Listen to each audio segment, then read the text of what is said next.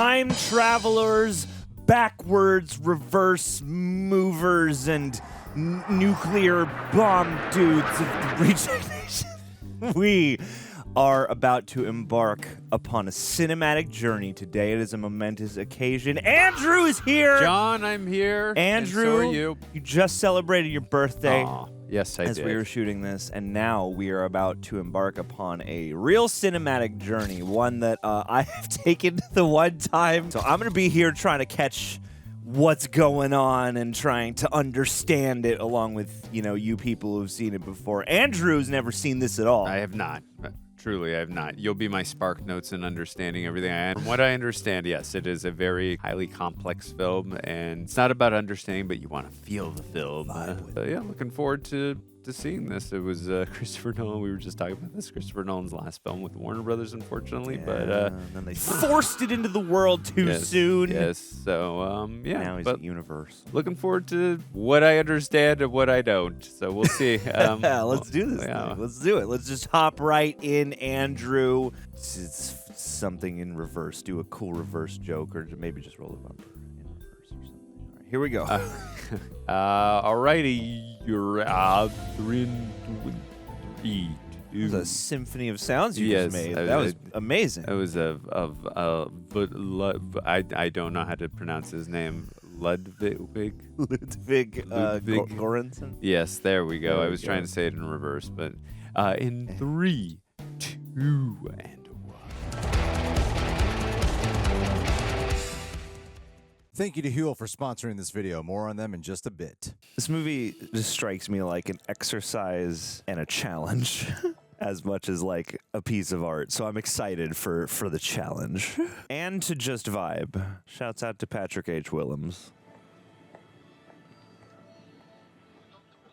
Session is now in IMAX frame. This is how Nolan wanted you to see it. I know. You guys just watched Inception. It blew my mind to find that they shot none of that.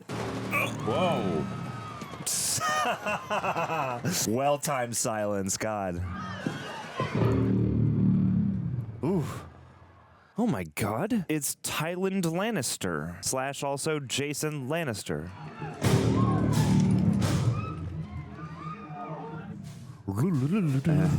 Oh, yeah, he was in Limitless. I remember that guy. Oh, I've never seen Limitless. There he is. John David.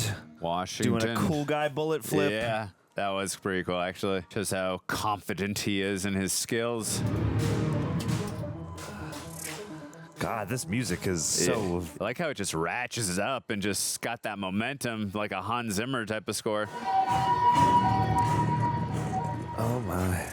This is already making me want to go and find a screening somewhere. Like, IMAX is awesome because I feel like it gives you an excuse to re-exhibit these once in a while, and I want to go see an IMAX of this.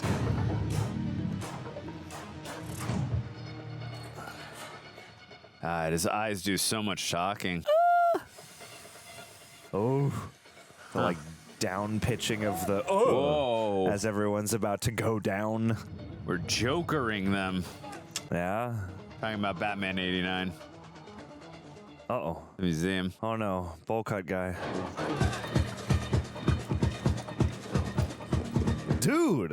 Yeah, this score is bonkers. This really is kicking, good. Yeah. This is such a, like, propulsive scene. Whoa. Oh, shit. We live in a twilight world. Are you Team Edward or Team Jacob? This siege is a blind for them to vanish you. Whoa. Whoa. That's great, Dodge. Yeah. Bring you in or kill you. I have 2 minutes. Make up your mind. Did you do it with Jodie Foster? Hey, man, it's up to you. Make up your mind. Co-check. So to business.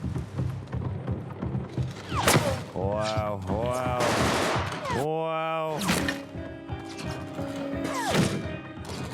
Yeah, just pretend to be asleep. Stay. Oh, no. Oh, that's bad. Not the pipe bombs. No one loves his clocks. Yeah. Usually it's actually the same. He actually is able to hit that time. You'll do. Get him to the rally. You'll do. I bet none of this was intelligible in the theaters. Coat check. As much as people like, you know, clown on Nolan for having muddy sound mixes or muddy, you know, quote unquote sound mixes, I don't know. I kind of like the impressionistic approach. I've never seen a encapsulation like this. We don't know how old it is, but it's the real deal. Oh my. Can you defuse that? It's centrally synchronized, taking out the audience. It's just the cheap seats. Ouch. Such a quick pace. Yeah, seriously. Yeah, save the audience. He's literally gotta save the audience. He's saving us, Andrew. Good continuity there, seeing that bullet hole in the ground. Look away. Oh no. 24 seconds. That was a subtle tribute to Jack Bauer. Whoa!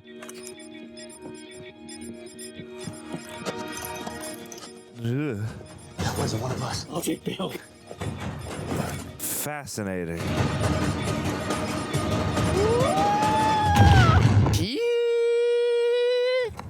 Nice job, Nolan. Good practical effects. Oh, it's not the guy. Oh my god. What a prologue. Yeah, this guy. This guy's that guy. The man could be trained, hold out for about 18 hours. So your colleagues will be clear by 7. Uh-oh. Ah! They only got a little more time. Well, what are you counting on this? CIA is here. Oh, CIA. Spare yourself once they clear. God. Yeah, the framing and watching them go back and forth. Yeah. All these rails and so good, dude. And it's motivated, it's cover, it's loud. Almost 7. Uh-oh. Man knows how to take pain and torture. Oh, hey there. Running fast. He's got one. He's actually not a nobody. We have to put it back 1 hour. No, so This close to guy. 7. Daylight savings time. We're going backwards. We did it just on the morning that, yeah, we went back. Oh, come on. Come on. Even though I guess that means you would die, but... Wow. Great opening. Completed the mission. What a title card. Wild how bloodied they made his eye look, too. Welcome to the afterlife. Yeah. We got you out of Ukraine and rebuilt your mouth. They pull my teeth out. Did my team get clear? As we rebuilt your mouth. You chose to die instead of giving up your colleagues. Yeah, the ultimate test. It's like you passed. The mission failed, but you passed. I resign. You don't work for us, you're dead. Your duty transcends national interests. This is about survival. It's about all of mankind There's a cold war, cold as ice. willing to sacrifice our love. All I have for you, in combination with a word. Let's play charades. Said the thing. It'll open the right doors, but some of the wrong ones too. That's all they've told you? That test you passed? Not everybody does. God, how many failures have you had? And what of his buddy? Did his buddy get any? I mean, they probably just killed that guy, but Whoa. yeah. I've driven by those in Palm Springs. I'd never seen them on water like that. That's Yeah. cool. Big shell. Another one. Is this also a test? Now he'll never know unless he doesn't wake up in the afterlife. It's gotta be so traumatizing to just go back to your duty after that. Oh, Wow. Wow. that's impressive at that height too. Have to succeed. Yeah. It's like a mind training as well as a body training. Dropping is not an option there. This is a fascinating movie. And every moment of it looks amazing. Where do they shoot all of this? Look at all this visual storytelling. He got picked up, he got some direction. With a high-vis vest and a clipboard, you can get almost anywhere. And I'm scared of Tenet. Ah, an obscure Tenet. Hell yeah. Well, and he did like a very subtle... I thought I was here to find out what we do. As I understand it, we're trying to prevent World War III. Nuclear course. Holocaust. No, Oppenheimer. something worse. Ugh. Oh boy. It's empty. Amy, You don't shoot Rocky. Ah! It's so unnerving. One of these bullets is like us. The other one's going backwards. Can you tell which is which? How about... No. It's inverted. We think it's a type of inverse radiation triggered by nuclear fission. You didn't make it. Someone's manufacturing them in the future. They're streaming back at us. I want to know what their like cork board of little ideas looked like when they were making this. You have to have dropped it. Because it's like there's a scientific component with the radiation thing, but you also have to like... Whoa, cool. Yeah. How can it move before I touch it? But from the bullet's point of view, you dropped it. The cause comes before effect. Either way we run the tape, you made it happen. Oh, fascinating. Okay. Don't try to understand it. I'm not going to. I'm just going to feel it. An iconic set of lines, honestly. I feel like this movie is doing so much talking to the audience in character dialogue. Got it. That line comes, whoa. That line comes right when you're going, I am trying so hard to understand this. And I think Nolan understood that too. Whoa. Tribute to the Matrix. I've seen this type of ammunition before. An inverted bullet passing through your body would be devastating. These look like today's. They may have been made today and inverted years from now. I'm not saying Armageddon here. The bullet may not seem like much, but it's a simple machine. If they can invert that, I see no reason they couldn't invert pretty much anything. An inverted weapon might be able to affect our past as well. Whoa. Ripping a seam throughout history. What do you think we're seeing? The detritus of a coming war. Are all these full? I love how all these physical effects are done on set. Yeah, you gotta find like the most interesting locate, like the scouts on these must have to do so much work. That was Nolan's cell phone he's using. Yes. Just told you left the building. Even the dead need allies. Specifically. I need an assist to Mumbai. I need to get to Sanjay Singh. Finally, something in plain terms. His house is, his house. Yes, it is. I'm looking right at it. Bombay Yacht Club in 2 hours. I'll see who's on deck and what's on second. Now we're in IMAX.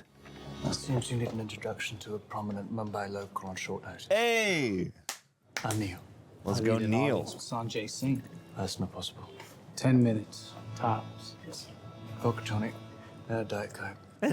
Diet Coke. Shake it, not stirred. You never drink on the job. Well, I prefer soda water. Two very different guys. How's your parachuting?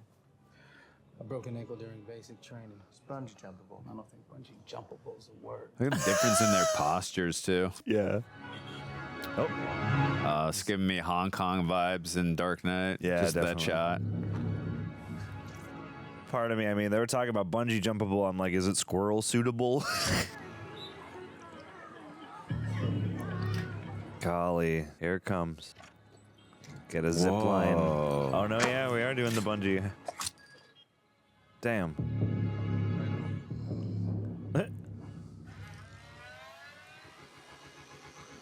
What Whoa. the hell are we? No, are we doing this? Yeah, we're doing it, but it's like, are we doing it forward? Wow, that is cool. We're doing it backward? No, forward. You Yes. never know at this movie. Yeah. Oh. Minimum noise. What's going on? Respond. Such a cool shot. Just getting to screw on a silencer and look off screen dramatically. Woof. They're literally like ninjas. It's just hardly any noise. Yeah. Going back and forth between IMAX and Uneasy synth tone. It's smart. It's like the stuff that's peering inside goes back to the locked format, the 35. Was almost taken out by a very unusual type of ammunition in Ukraine. I want to know who supplied it. Uh-oh. Let it get cold. Don't let it get cold. Just keep eating. Guns are never conducive to a productive negotiation. I'm not the man they send to negotiate. Bars. This guy's got bars. Or the man they send to make deals, but I am the man people talk to. I can't tell you. You're an arms dealer, friend. This may be the easiest trigger I've ever had to pull. Yep. To say anything about a client would violate the tenets he lives by. The tenets, Andrew. Tenants are important to you. gonna count every time they say it. Not while you have a gun to my husband's head. Sanjay, make a drink for our guest, please. This is your operation. The dealer you're looking for is Andrei Sator. The Russian oligarch. You know him? Not personally. Except the gas he made his villains from was actually plutonium. So how did he get them inverted? I believe he's functioning as some sort of a broker between our time and the future. Whoa. Between our time and the future. Anything that goes into the record speaks directly to the future. Fascinating. The question is, can the future speak back? The dead talk back. And I'm supposed to find out. To get anywhere near Sator would take a fresh-faced protagonist. Get close. Find out what he's receiving and how. That's his name, Daisy. Is it safe to involve British intelligence? I have a contact who's out of Sator's reach. Fascinating. You must have had a plan for getting out. I just didn't have a plan for talking this long. That was so subtle how they had Batman going by so quickly like that. It's funny, the white costumes also reminded me a bit of Inception there. Oh, look at this. And the pacing just non-stop right now.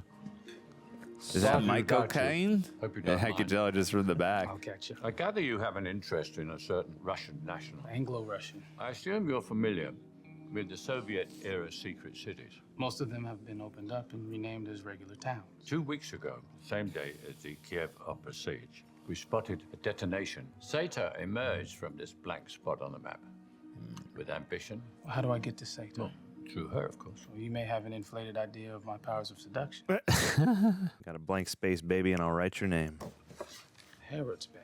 It's a fake by a Spaniard named Arepa. Thanks, Arepo. What happened to the other one? Turned up at Shipley's, authenticated by Catherine Barton. Does she know it's a forgery? She and Arepa were close. A scheme. I'm assuming I'm on a budget. Save the world, then we'll balance the books. Hey! That's a fair deal. You British don't have a monopoly on snobbery, you know? Yeah. More of a controlling interest. Is that up for me? Certainly not. Goodbye, Sir Michael Caine. It's not I'm a going Nolan, to the Continental. not a Nolan. Yes, not a Nolan film if Michael Caine's not in it. Seriously? I didn't even look. Is he supposed to be in the Odyssey? Maybe he'll show up as a Zeus cameo. Yeah, that'd be awesome. I saw Harry Hamlin at the hardware store from Clash of the Titans. This movie really goes from like one thing to the next. They set up the next thing, then we cut to that thing. Lots of exposition. Goya. No, I'm told you're the person to see it about Goya. That's extraordinary. It's a forgery. Extraordinary forgery. Out of the ordinary. Oh no, I already used extraordinary. That sounded good to me. I bought it. Provenance, microscopic examination, X-ray. I shall call it Adam. So where did you say you acquired this drawing? Tommaso Repo. Hey, what's your heart tell you I now? bought my Goya for cents on a dollar from an irate Swiss bank. Traced it back to a Repo. Oh, why? I can always just tell from production design. It's so grand in scale, like it's a Nolan production. Drawings are not just fake. My drawing's very good. The information's the bargain. Yes. Arrangement. You mean blackmail? My husband isn't. Sorry to tell you, he got there He first. paid $9 million for Barely it. cover the cost of the holiday. He just forced us on. Where'd you go, Mars? Yes, only rich people can travel to other planets, John. People who've amassed fortunes like your husbands generally aren't okay with being cheated out of any of them. Especially by the people they're married to. Yes. The drawing is his hold over me. Oof. Oh, of course, he could ruin you with that. Threatened me with police, prison, the works. Tomatoes, relish, mustard. Leaving would never have been easy, but now it's impossible. You can't fight. Just beg. Really feel her emotional depth in this scene. Yeah. I sat on that bloody boat watching the sunsets. He seemed happy, so I asked him Got the color contrast. to let me go if I agreed never to see my son again. Oof. Did you share a son? That's my life now. Did you know the drawing was a fake? Jesus. I failed. Andrei can't conceive of failure and betrayal. I didn't betray my husband. Maybe let a Repo walk free. You'd understand he no longer walks anywhere. Ouch. He can't do that. Ouch. Where's the drawing? Oh, Give me an introduction. bluff called. I'll take the drawing out of the equation. No picture, no prosecution, no more hold over you. Oof. I get stuff done. Be your second chance I don't need redemption. at betrayal. I don't need redemption at betrayal. Ugh. You knew this was going to happen? Don't worry, I won't kill you. You must have really not liked the look of me. Oh boy. It's best to get to the nasty part before I care one way or the other. Subtly that's confirmed all. he's not racist. Uh-oh. You won't be taking my call. Cell phone in your pocket. Ooh. Oh no, meat tenderizer. All right, show Ordered me my hot the sauce best an hour fillet. ago. I ordered my hot sauce an hour ago.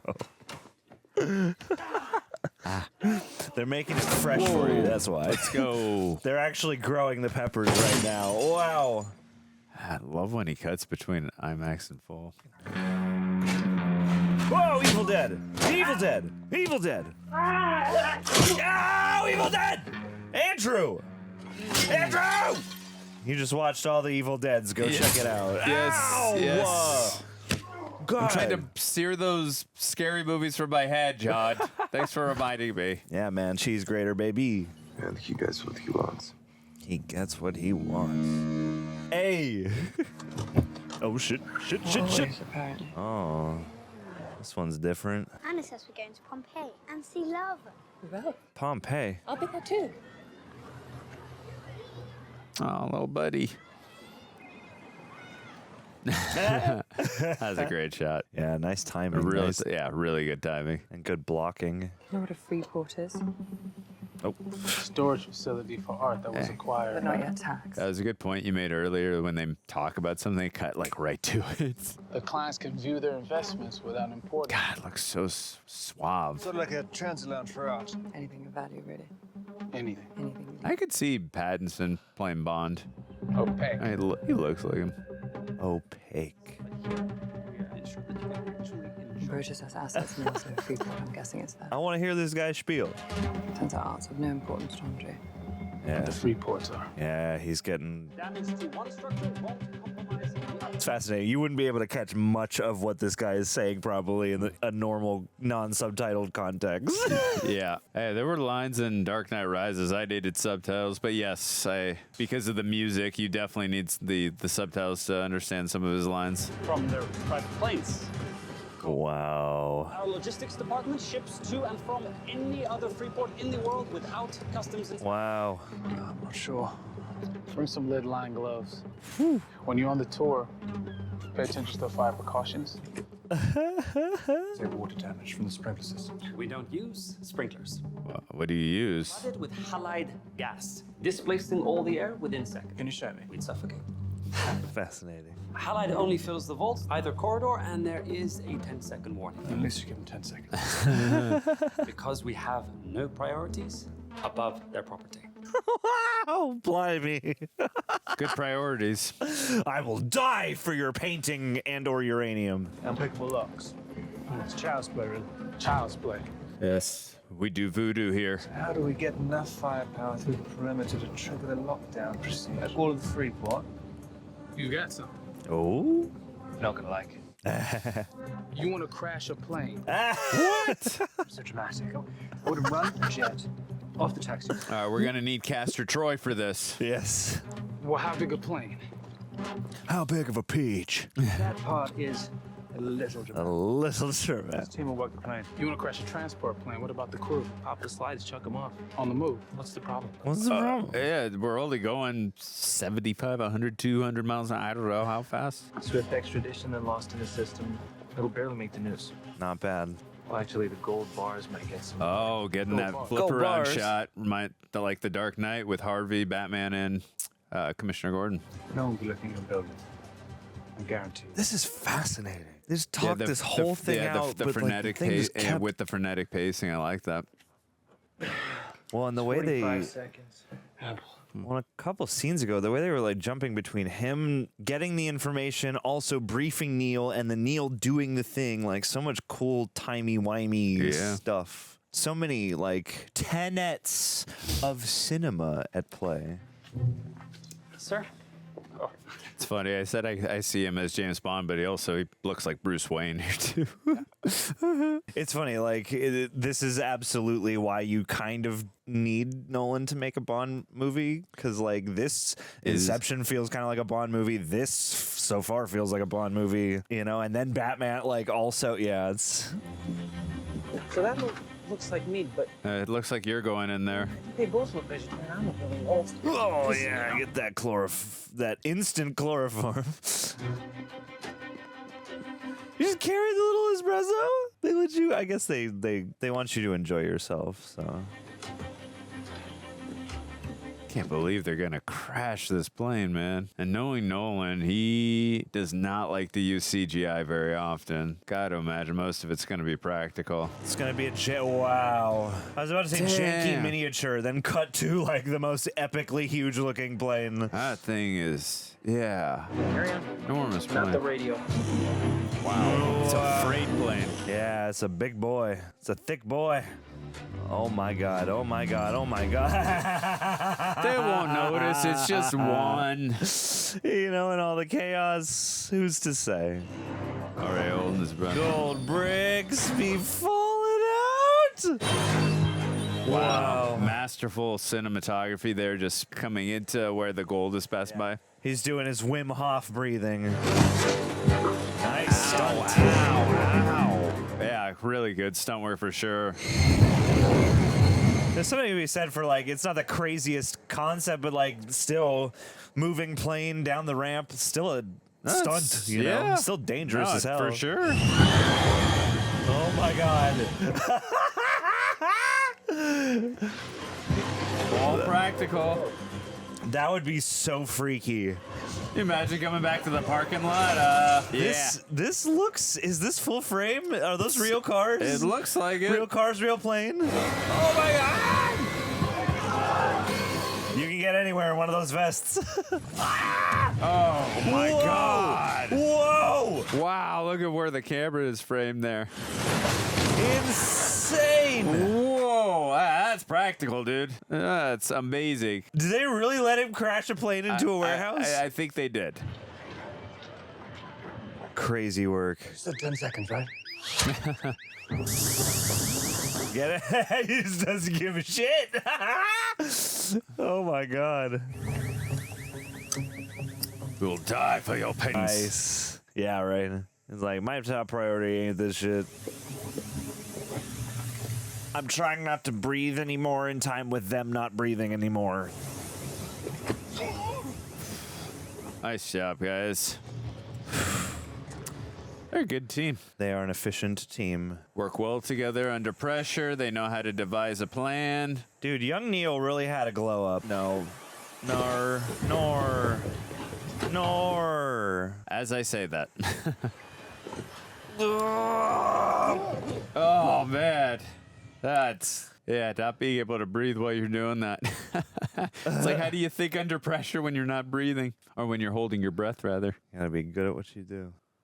Oh my god.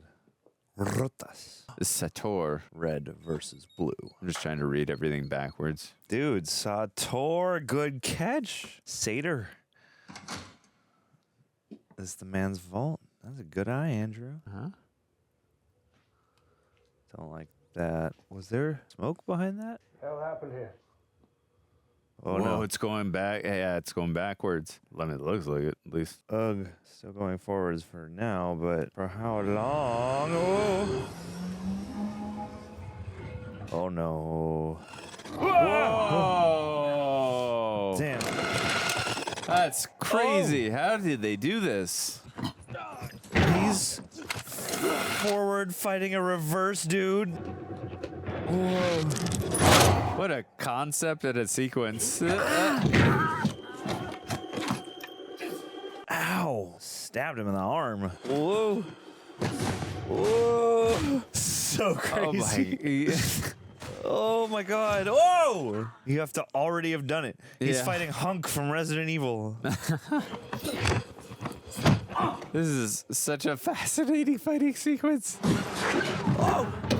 I'm so curious how they filmed this. Yeah. Oh! Who's... Yeah, who is it? This is a fascinating score. It's like percussive synth. Oh, ah! Whoa! That like slide is crazy. Oh, the paintings! Yeah. The paintings! How do you know we'd be here? Oh, whoa, no. Oh my god! Oh! Oh my god, the plane is still playing. Whoa, whoa. Is the plane going to go backwards now? I need to go. Thought for a moment the plane was going to go back. That guy in the glasses also looks familiar. The other guy doing the plane shit with the brick. No, he looked at that guy and then he had seen him before. Or knew him. What an end to that scene. There have been times where I forgot to go grocery shopping. In fact, one time, my post-workout meal right before I'm about to go to work, I remember I got a slice of flavorless keto bread, put some olive oil spray on it to try to give it some type of flavor, a scoop of peanut butter with some leftover grapes that certainly tasted like leftover grapes. Well, yeah, this is a meal. That type of sadness is the exact kind of meal Huel has replaced for me. I'm at this office 8+ hours a day usually, and Huel is one of my go-tos. We keep the ready drinks in a lot of our fridges here, and you know, I'm such a good boss, I never have any of them because the other hosts, they take the best flavors. It never upsets me. They don't ever run it by me. It's great. I love being here. But actually, I'm okay with it because my favorite one is the Black Edition powder with the banana flavor. I usually mix it in with my yogurt. Oh my God, I find myself craving it. I even have it on the days that are my cheat days. Ugh. Oh, yeah, I can have it right now. And the Huel Black Edition powder, they have over 40 grams of protein. You can mix it with water or milk or yogurt in about 30 seconds. It's a complete meal you have instead of food, not a shake on top of food, with 27 essential vitamins and minerals, and no artificial sweeteners, colors, or flavors. I really do wish the host would stop taking the chocolate peanut butter ones, though. Those Black Editions are pretty awesome. The RTD bottle is the grab-and-go version, 35 grams of protein, 7 grams of fiber, and under $5 a meal. And best part is, new customers get 15% off online with my code REJECTS at HUEL.com/rejects. New customers only. Thank you to Huel for partnering and supporting the channel once again, because I've been using you guys for maintenance. I used you guys when I was doing my crazy cut last year, training for a Tough Mudder right now. I'm using you guys still. You guys are just a part of my life, no matter when. Love you. She must mean you decided to trust me. Or maybe I lost my edge. I'm losing my edge. There's a Cold War. Nuclear. Time travel. No. You mean reverse chronology. Positrons and electrons. Moving backwards in time. Sure, that's exactly what I meant. I thought we'd find a drawing and a couple boxes of bullets. I'm going back to Mumbai to get some answers. I'll set you up as a go-between, but remember, to you, it's all about plutonium. Why do you have to do that anyway? I'd rather be my decision. I think. They love each other. I really am enjoying their chemistry together. Is that what you and Aaron are like at home? Exactly. Died for each other. Ride and die. What did you find in the woods? Two antagonists. Two antagonists. The inverted one got away. How did he get away? Sator's built a turnstile in that vault. Turnstile. He's been given it by the future. For what? You have the best chance of finding out. I mean, the possibilities are endless, it seems like. Sator tried to lift the only used 241 from under a CIA team at the Opera Station too. Who did? Ukrainian security service is moving to Tallinn in a week. Being an arms dealer, steal weapons-grade plutonium is unacceptable. I'm just gonna take him out. No. Sator has to... Sator. He has to stay alive until we know his part in things. Without losing control of the 241. A terrorist bomb, even one that can kill millions, is nothing compared with what can happen if we don't stop Sator. Sure. We have been attacked by the future. And this guy seems like he Skynet. Maybe it is, yeah. It's the AIs sending stuff back. This is a backdoor sequel to Terminator. Yeah. That would actually, I mean, Nolan Terminator? That would be kind of sick, honestly. Wow! Wow! Yeah. Nolan always understands scope and location. Every day my son spends with that monster, he thinks a little less of me. It won't be long. In the meantime, introduce me. I'm a former first secretary from the American Embassy in Riyadh. We met at a party last We were at a party in Riyadh, but I don't think it was in June. June 29th. Yes, let's get our story straight. You swapped for sea bass on the night. Sator left early. That's when we met. I came into Shipley's in London. You ran into me here. Does she need to take notes, or is she just was gonna remember all this? You don't want to meet me? Killed. Let me worry about that. She's got a dictaphone just out of frame. Andrei lives playing one government off the other. Till they turn, that's his refuge. May I join you? Not sure Volkov's taking passengers just now. I'll take mine. Whoa! Christ! Mans is moving. Cool. Wow. Got a yacht helicopter. I like it. We're getting Nolan's version of Bond, Terminator, and Speed. Oh, yeah, Speed 2 cruise control. Yeah. That better be part of this. I like that he's having fun in these little moments. Definitely. Who's the American? Oh. Oh, Kenneth Branagh. The man from Shipley's. Can he be? You tried to have beaten up. Probably told Nolan we need to do a lot of Dutch shots. We met in Riyadh last June at the American Embassy. Good with fists for a diplomat. Uh-oh. He seems nice. I invited him to the dinner. Max! He's visiting Pompeii and Herculaneum. You just sent him off. He's already got such a menacing presence in the first 20 seconds. With your friend. Oh, boy. Oh, boy. Using the kiddo against her. Not cool. Jesus. My fists are my weapons. So is my brain. Where I'm from, you buy me dinner first. Yeah. And I ordered my hot sauce an hour ago. I understood that reference. Mr. Sator. Don't bother. Just tell me if you slept with my wife yet. That's 3/4 of the way in the film we will. How would you like to die? Whoa. Old. Old? There's a walled garden up the road. We're going to take you there, cut your throat, not across in the middle like a hole. Ooh. Then we take your balls and we stuff them in the cut, block the wind. Ah. Nice. But is it going to happen at 7 o'clock? Try to pull his own balls out of his throat before he chokes. This is how you treat all your guests. We're finished. Yeah, he does not mince words. Do you like opera? You been talking to Tim Cham? Well, not here. You sail? I've messed around on boats. Sail! Look at it, ready to do more than mess around. It ain't. Ooh. It's a date. You're gonna mess around at 8. Date at 8. Date at 8. We're messing around. Don't be Andrew. late. Don't be late. Or I'll be bait. Max missed too much school this year. Taking him back to England won't be okay with him missing so much of the Yes, time. they will. Can I finish? Trappings of a king. We both know you're a grubby little man playing power games with a wife who doesn't love you anymore. Dang. You seem spirited today. Bet this yacht like is it. called Slice of Life. Yeah. Uh-oh. Were you worried it had been destroyed? Rest assured, instinct told me to remove it from the vault. Wow. I've always had instincts about the future. That's how I built this life. You no longer value. God, man. Every time she tries to get one over. Ugh. Ugh. Yeah, the separation. This movie has sort of like an impenetrable reputation, but it's very fun. Like, Definitely look. Oh, God, the score. yeah, man. So good, man.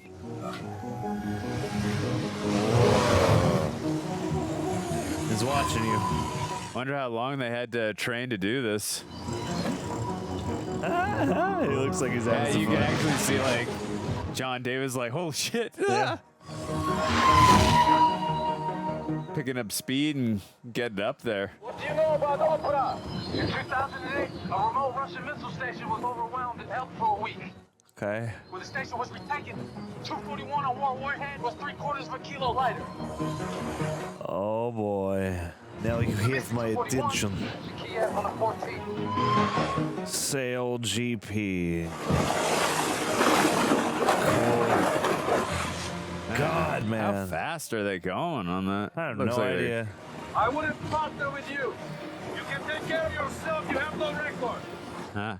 It's because I'm in the afterlife. Beyond straight with the training.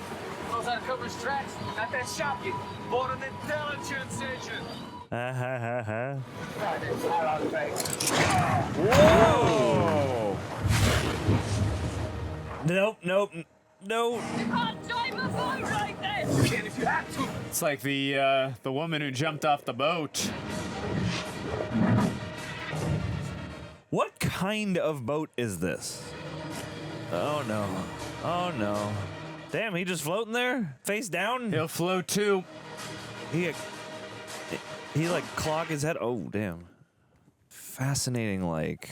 To sell guns. I'm not who you think I am. Of that I know. He showed me the drawing. I had to get close to him. I don't know what you think your husband does. Oh, we both know he's an arms dealer. He's so much more.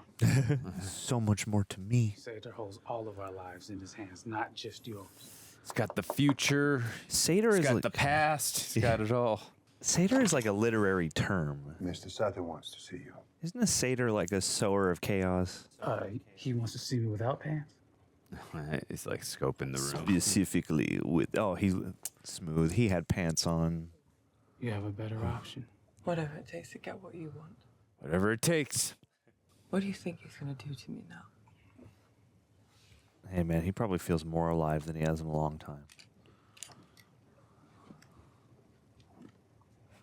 Well, if he knows the future, I mean, must have known his wife was going to do that. He must know if he's going to sleep with his... I mean, knows everything, right? I don't know. Yeah, he does get those future pings, those vibes. Enough. See, pulse of a man half my age. What is that? What pulse is that? Drink with me. Seems I now owe you my life. Huh? My life is not nothing. Yes. And I don't like to be in debt. Yes. Then pay me. No retribution against your wife. Ooh. Ooh. It was my own mistake. Then help me steal the 241. I need resources. It's weapons-grade plutonium. That means special handling, containment facilities. I know what it means. You lecture me about radiation. Andrei Sator digging plutonium from the rubble of my city as a teenager. Whoa. I was born in the radiation. 12. Molded by it. Stalsk 12. Stalag 17. It exploded at ground level, scattering the others. Like that Bane reference. That was good. It became my first contract. Nobody else even bid. They thought it was a death sentence. Wow. At 12 years old. One man's probability of death Wow. is another man's possibility for a life. That line runs deep. I staked my claim in the New Russia. Even now, my company is the only one to operate in the ruins. Damn. The 241 is being transported through Northern Europe on its way to the long-term nuclear storage depot in Trieste. Trieste. I'm told you have resources and talent. I have resources everywhere. I am resources. Stay with us tonight. I insist. Anyone drink hard... oh, that's so cool, that door. Yeah. Does anyone drink hard liquor like that without a chaser? I cannot do it. You don't just drink straight vodka, Andrew? I can't. Oh. Little buddy. Max. That was Settle. so rigid reading this book right now. What do you want? Not Oppenheimer she's reading? Yeah. She's reading the Bhagavad Gita. Don't think for a second you can treat me like you treat your other women. How do you imagine Ah. I treat these other women? Ah, no. Conversation? You want to be quiet? Fine. Ah. Jesus. Even a soul as blank and brittle as yours needs a response. Yeesh. There's fear and pain enough, Andrei. That's all I have to offer you. Well, then we'll have to do that. If I can have you, no one else. Jesus. If you touch me, I scream so loud he hears. You think I'll let him interfere? If you try to, you'd have to kill him. Yeah. End of deal. EOD. Not now!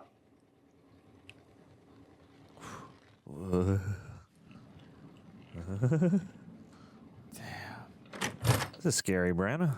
Yeah, really. Scary B. I like that he and Nolan are buds. I wonder if he takes, any sort of directing notes while he's working, or if he's just in full-on actor mode. I only saw Oppenheimer once, but he was in it, right? Kenneth Branagh? I think. I definitely need I only saw it the ones in theaters. Yeah, me too. Definitely could do But with the I do rewatch. remember they were buddies too. Oh my god. I'll love to see that on my balcony window.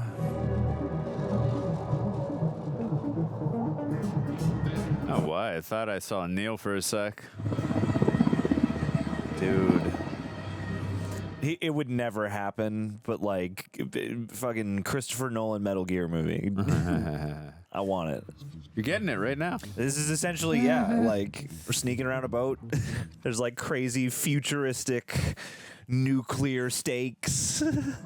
Oh, see that guy with his hair? I thought that was Neil for a sec. No. Thought somehow Neil snuck aboard. Whoa. I'll never get tired of that effect. He swiped a brick. Oh, God. It's gonna hit him with it. Oh! Whoa! Oh! Just, the jab was crazy. Oh! Oh! Shit! 98. Not bad for such exertion. This guy. Ouch. This guy's a health maxer. He was at the window.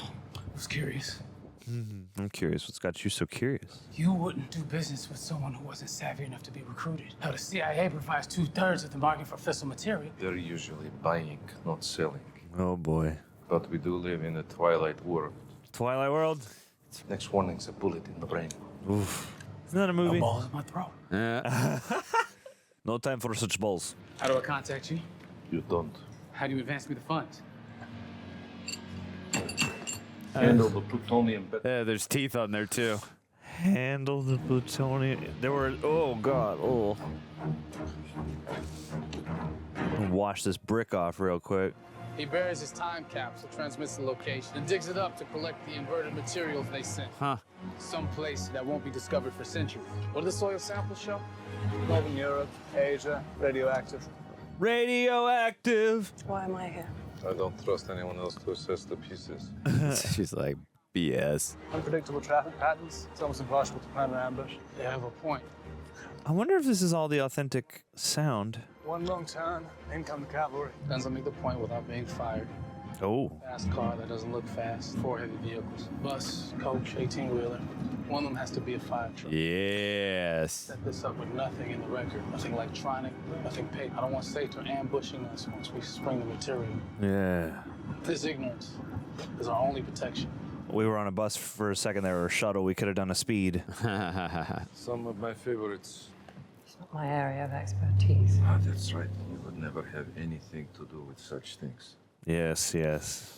But this is where our worlds collide. Oh, you ready to go? 'Cause I'm ready to go. Sorry. The filthy business. Worlds collide. Put those clothes on your back and our boy in his school that you thought you could negotiate your way around. Oh, God. Time to go. I'm going anywhere with him. Look at me! Whoa!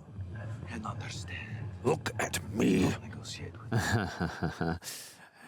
It's getting his Heath Ledger on. True. Nature! Oh. Yeah, he's really scary in this movie, 2 dude. minutes. I want like a Pulp Fiction of these two.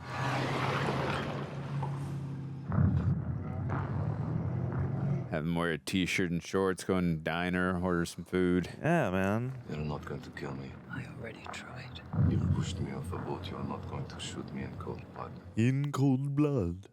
No, but you're not angry enough. Why'd you turn green if you were? Anger scars over into despair. Sure does. I look in your eyes. I see despair. Ow! Bitch! Living off me! Thinking that you're better! Enough! Ooh. Yay! Jesus Christ. Whoa. Oh my. Evil guy. Almost like it's pulsating with his pulse. The score. Yeah. See me this side. Oof. Oh, that light. Yellow, 60 seconds. Good performance. From what, like, mild-mannered, yeah, I mean, like, you know, in Dunkirk, you don't really get to see him. He's just kind of on the dock waiting, you know, being kind of a steady-mannered general guy. But here... Yeah, it's been a while since I saw Dunkirk. I like Dunkirk a lot, honestly. Yeah, we saw it in IMAX together. I remember I think that. Dunkirk's underrated. Remember the visual experience was amazing. I just don't remember too much of the actual film. It's been a while. Okay, then. Coming to you.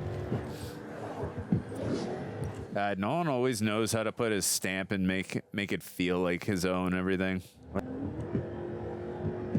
They racked over to that crack in the rear view. I wonder if that was...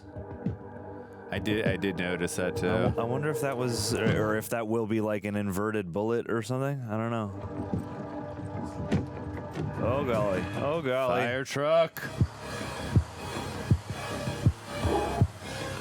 Dude, just thinking about Nolan's crazy stunts, I'd love to see Tom Cruise work with Nolan one time. Yeah, dude. That'd be fun. That'd be crazy work. IMAX and death-defying stunts and practical, like, in-camera as much as possible stuff. Like, I feel like they would vibe. Although, for sure. Definitely. I don't know if Tom Cruise would maybe exert too much control. Well, I'm sure they'd have to come to an understanding before doing it. They're like closing him in. Wowie. Holy crap. Holy crap. Wow. It's like pulsing. It's like dance music from hell. That's a perfect way to describe it.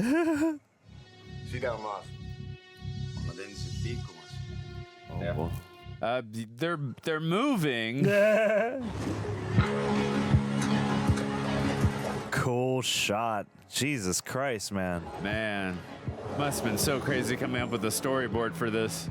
Yeah, right? Whoa. Nice. I wonder, do they get all these different cars going together at the same speed, or do they put them all on some kind of crazy rig? Like, how? Incredible God shot there. Like, that's part of movie magic, is sitting here going, how?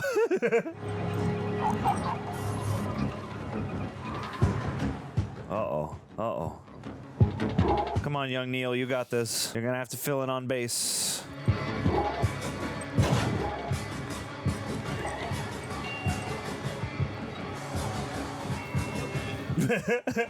I like these dudes.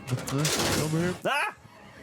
This movie has less of those, like, cut to the cops saying something, because they don't ostensibly speak English. Holy crap. That was an amazing, like, stunt just to get into the car at that moving speed. Yeah, dude. I know we keep saying that a lot. Incredible stunt, but No. credit where credit is due. Great heist, man. Great moving heist. Whoa. I've seen samples of encapsulation in every weapons class. This is not one of them. That's what he's after. That's what he's after. I can't understand this. Oh, no. You said you spoke Estonian. It's not Estonian. It's backwards. The hell is that? Oh, my. Oh. Oh, no. Whoa! Yes! Sick! Great setup with that cracked window. Cool. I don't know how that works, but cool. That's amazing. I have never seen a chase going backwards at this speed like this. Yeah, God. Wow, this is so strange. Oh my God. Weird. Ooh. This isn't plutonium. It's worse than that, goddammit. Oh my God. Oh no. Ooh. Whoa. Whoa. Oh my goodness. Oh my God. Oh my God.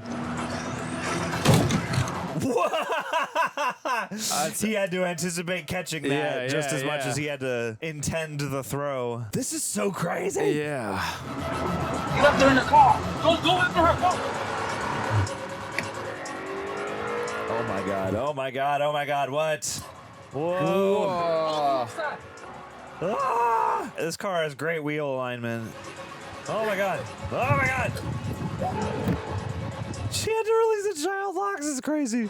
Come on. Awesome. Oh, shit. Yeah, kiss doors. Oh my God. Freaking... Oh my God. Holy shit, dude. Oh. Come on. Woo. Just reaching a hand for it. Just push it on him. Whoa. Oh my goodness. Oh my God. Whoa. Shit. Come on, young Neil. Sit, I'm calling the cavalry. What cavalry? Wow. Ugh, these guys. Like, what do I have to do to take my wife out? Yeah. Whoa, nice with the slats, like absorbing her into the darkness. Whoa. Ah, the lighting. Ugh. Oh. Where you get balls Blue and inside red. chin. It's a little more intense than bisexual lighting, but essentially bisexual lighting. If you're not telling the truth, she dies.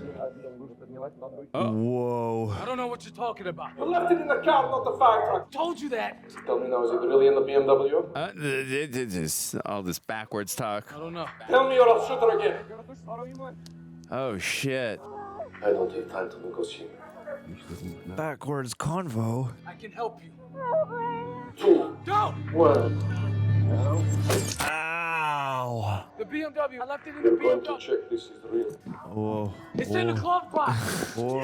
Ow. Which vehicle did you leave it in? I need to know before I go out there. I already told you. You wanted her here. I hope you'll be happy. Whoa. Whoa. Is that the cavalry? Whoa. Damn. So he's got 2 of these machines. Clear. We're gonna go check the other side. You too. Oh, is that Aaron Taylor Johnson? That is a big, buff, jacked Aaron Taylor Johnson. Oh. Aaron Johnson's had a fascinating career, man. Agreed. Whoa, whoa, freaky. It's in the glove box. We're going to check this is real. Oh, it's fascinating seeing it from this 3, POV. 2, 1. Next one's a bullet to the head. No! Listen to me. 2. I can help you. Time to negotiate. Oh my God. Leave her alone! Tell me now, is it really in the BMW? I don't know. Who told you that? If you're not telling the truth, I don't know what you're talking about. Oh boy. Whoa, whoa. This. I know. Yeah, I need to watch this again. Yes. Yes. I was gonna say when the movie ends, let's start it over so I can understand. Was she shot with an inverted round? No. This is Ives. It's one of us. Ives. How does Sator know about the ambush? An ambush in the middle of the street. Gotta stay out of the wreck. Bullshit! He knew every move we made. Every one of them. Somebody talked. Who was it? Was it you? At every stage, you've known too much. I'm going to ask you again. Oh no. Nobody talked. We're running a temporal pincer move. What? I love his accent. But not in space. In time. Fun. Half his team moves forward through the event, monitors them, and then attacks at the end, moving back. I still want to know about when Neil saw that one Which isn't really plutonium. Is it? I told you it was what he was after. guy at the Just told vault. him where it was. Just looked at him and then. He couldn't verify inside the room. He'd have shot her anyway. Lying is standard operating procedure. Wow. Meaning what? She's gonna die. Standard operation procedure. Can you stabilize the inverse radiation by inverting the patient? We took control of this machine minutes ago. For that, it's Sator's. How long is she gonna live on this side? I'm taking her through. Oh I'm not no. gonna let her die. I'll take my chances. This guy's always trying to save people. We find another machine. A week ago, where? Got that moral the vault. complex. Our facility's inside an airport security perimeter. It's impregnable. It wasn't last week. We're going in.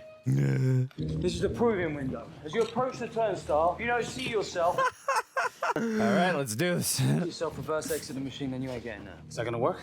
Yeah. Yeah. See for yourself. Here's your answer. Let's go. Oh my God. Ah! Wild. Wild. Just vibes. Just vibe with it. I feel like the more you choose to just vibe with this movie, the more fun it becomes. I feel like the more you really try and pin everything down, the more of a homework assignment it becomes. Yeah, no, I knew I wasn't going to understand everything on this first time, but I'm enjoying the characters for sure a lot. Find a way to get us to Oslo. I'm going back out there. To do what? To stop Sator from getting away with whatever it is I just gave him. You lied about where I was. Wait. We don't have a lot of time. So why don't you find us a nice, cozy shipping container? Just come off a ship from Oslo. This is cowboy shit. Well, I'm going, so any tips will be welcome. Wheeler, brief him. Brief him. You'll need your own air. Regular air won't pass through the membranes of inverted lungs. Whoa. It's the whole point of these barriers and protective suits. We don't have time. What? If your particles come into contact, What? annihilation. Oh. It's time cop shit. The airlock, take a moment to orient yourself. Same Film matter annihilation. can't occupy the same space. You're back. You encounter fire, Ice will form on your clothes as the transfer of heat is reversed. Whoa. You may experience distortions in your vision and hearing. This is normal. Can I drive a car? Cowboy shit. You are inverted. The world does not. What's the transponder on the case? We've tossed that case. Oh boy. I'm moving backwards. It's the ball I have to follow. Give me the reader. That's crazy. Moving backwards. Is that Fiona Dourif? Oh, was that? I wasn't looking. I wasn't paying attention to her. Or from that angle, it kind of looked like, oh, here we go. Of course, I'm going to save the future and the past. Gonna say, I'm sure they got him to dub these scenes. Whoa, whoa, what a crazy POV. Wow. Yeah, I was gonna say the smoke Everything appears is to be now in traveling. reverse. The smoke is kind of crazy. I wonder how they did all that.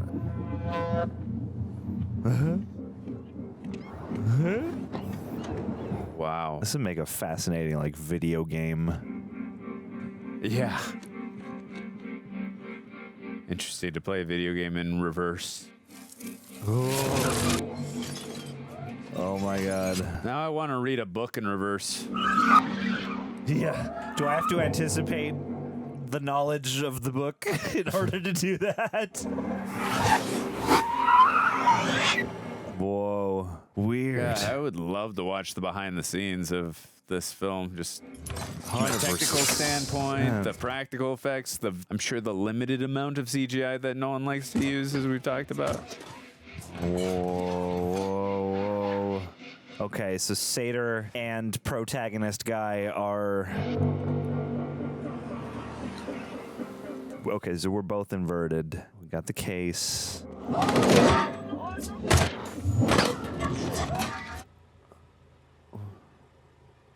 I'm gonna do a learning how to drive again montage. Oh no.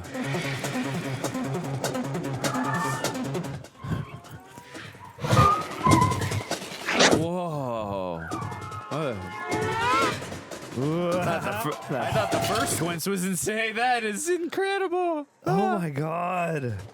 Cause yeah, you get to like go back through stuff. Whoa. Whoa. Get the other sections of the algorithm to the hypercenter. It was lying wasn't in the BMW, so where is it? Whoa. Whoa.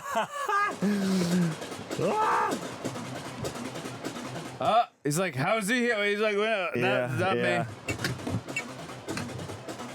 Oh, smat, wicked smat, wicked freaking smat. Oh, this is so crazy. Whoa. Oh, when we saw that car earlier. Yeah.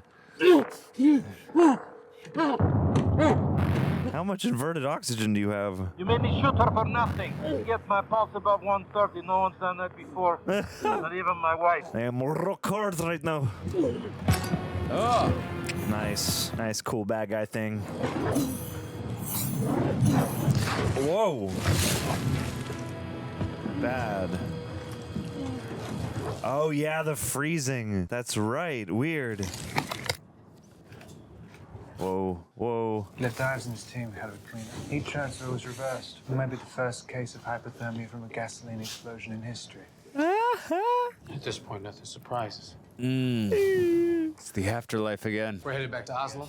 No road to shipping container. Rotus Sator. Warned you. What's happens.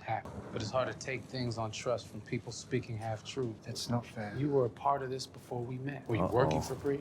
No. Who recruited you, Neil? Oh, no. Can't possibly do you any good to know that right now. We're still standing, and you still care, and you can hear my life story, okay? Promise? It's like, look, I'm Batman. Yeah. His secret Batman sequel. By telling Kat anything, we're compromising her in Priya's eyes. In Priya's eyes, she's already compromised. She has the right to know why she might die. Bars. Not if we have something to say about it. And we do. Who are you? Young Neil. Bass. Simple stuff. Every law of physics. I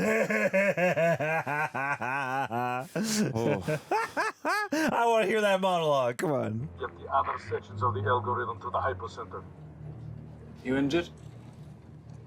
Slightly. What's the algorithm? Yeah. We're all asking. We all want to know. Rendered into physical form so it can't be copied or communicated. Black box, one function. Inversion, not objects or peoples. The world around us. As they invert the entropy of more and more objects, the two directions of time becoming more intertwined.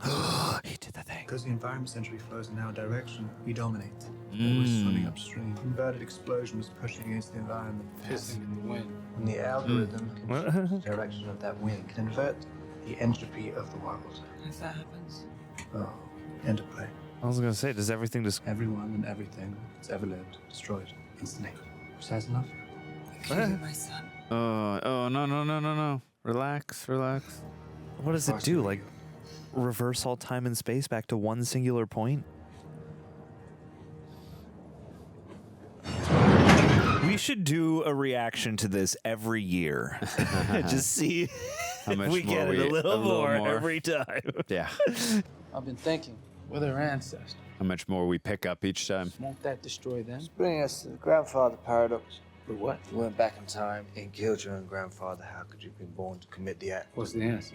There's no answer. It's a paradox. Yes. What if your father was born in the future and came back in the past and then impregnated your mother?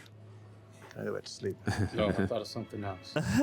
Great. Doesn't us being here now mean it never happened? Optimistically, I'd say that's right. In a parallel worlds theory, we can't know the relationship between consciousness and multiple realities.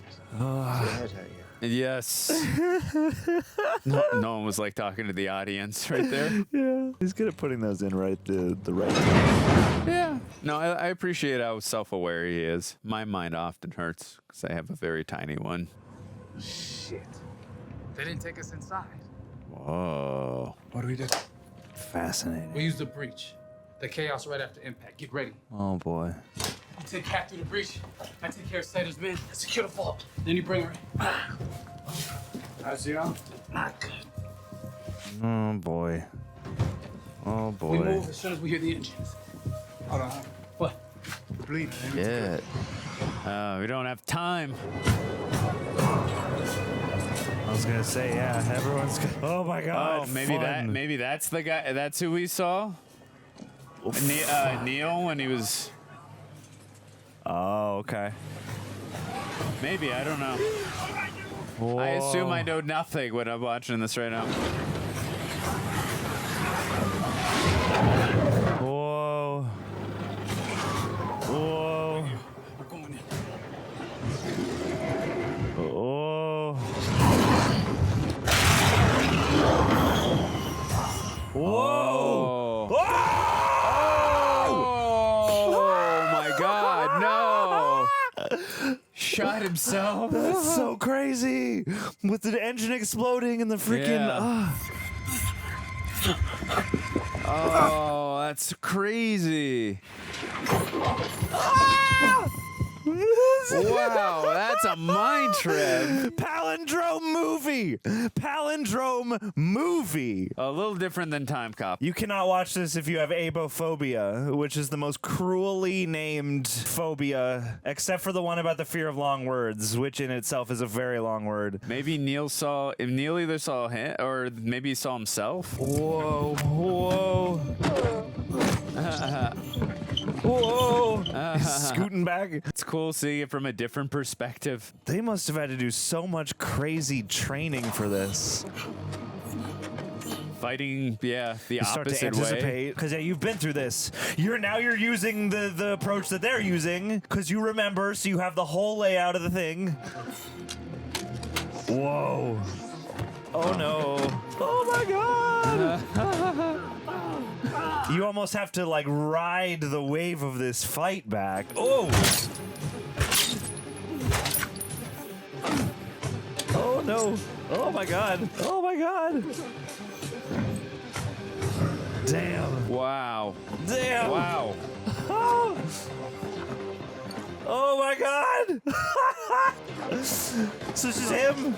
And then Neil grabs his helmet, sees it. Okay, that makes more sense. Okay. Yeah. Weird. I just trust. Yeah. Oh my God. Yeah, I just trust you know what you're doing. Yeah. Wait. So he's forward again. Whoa. What? What the? Wait a minute. What? Ah! Yeah. Okay. He was forward again because now we're back in Neil's POV. Neil saw him backwards. Hunk up. This is so freaking cool. Ow! Except poor that guy.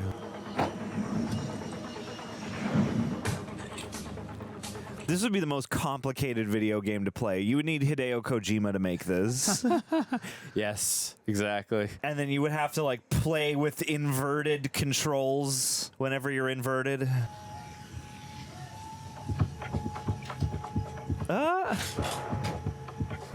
Fascinating.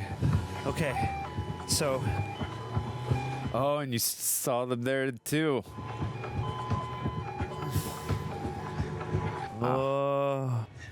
You knew it was me coming out of that vault. Why didn't you say? It's a lot of explaining when someone's about to put a bullet in their own brain. Yeah.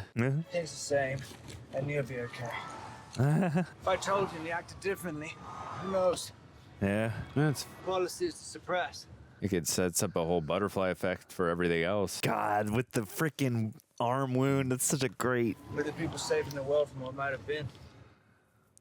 Huh. Saving the world from what might have been. This is it's cool because it lets you wonder about the future. It'll be quite a scar. You'll be okay. Did it. Huh? You did what? Andrei has the algorithm. He doesn't know where he is. He's at YouTube headquarters installing it. Get Priya here to Oslo. If I don't do something in 2 days, she tells me about the 241. Nothing can change that. Just get her here. Whoa. What's going on? Where's Neil? Nurse St. Catherine Barton. We almost died because of you. What did I do? That's what you're going to do. 241 in front of the world's most dangerous arms dealer. Now, I want to know why. Oh, keep your voice down. Get hold of 241? No, I let him get a hold of the algorithm. So tell me about it, Priya. Yes. It's unique.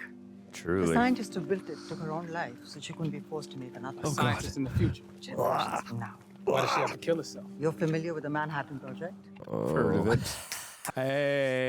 Hey. The seed it's time planted. going forward. It's his next project, John. As her generation's Oppenheimer. Mm. She devises a method for inverting the world. She becomes convinced that by destroying us, they're destroying themselves. It's like he already knew what he was doing next. And like Oppenheimer, she rebels, splitting the algorithm into 9 sections and hiding them the best place she can think of. Oh boy. All throughout history? There are 9 nuclear powers. Wow. Sheesh. 9 sets of the most closely guarded materials in the history of the world. Find and reassemble the algorithm. Why did they choose him? Because he was at the right place at the right time. Yeah, when he was 12. Your moment in the history of nuclear weapons. How many sections does he have? Timing was perfect for him. All 9. And that's why you're going to do things differently this time. Whoa. To change things? So Catherine won't get hurt? So Sator won't get the algorithm. If that universe can exist, we don't live in it. Well, let's try. You're going to warn me. No, I'm not. You have let it fall into Sator's hands. I was supposed to steal it, then lose it. Mission accomplished. Weird. As Weird. used, Catherine. Standard operating procedure. Lie. Done your part. SOP. My part. I'm the protagonist of this operation. The protagonist! Are a protagonist.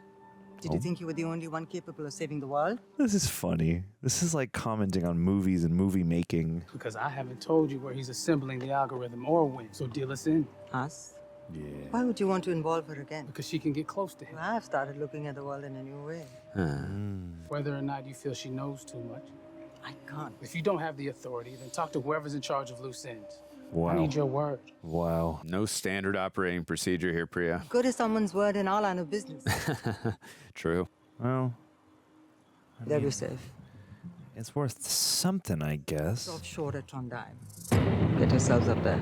Ives as a team ready to invert. Yeah. That trailer shot. But there are some people in the future who want to continue the algorithm's journey into the past.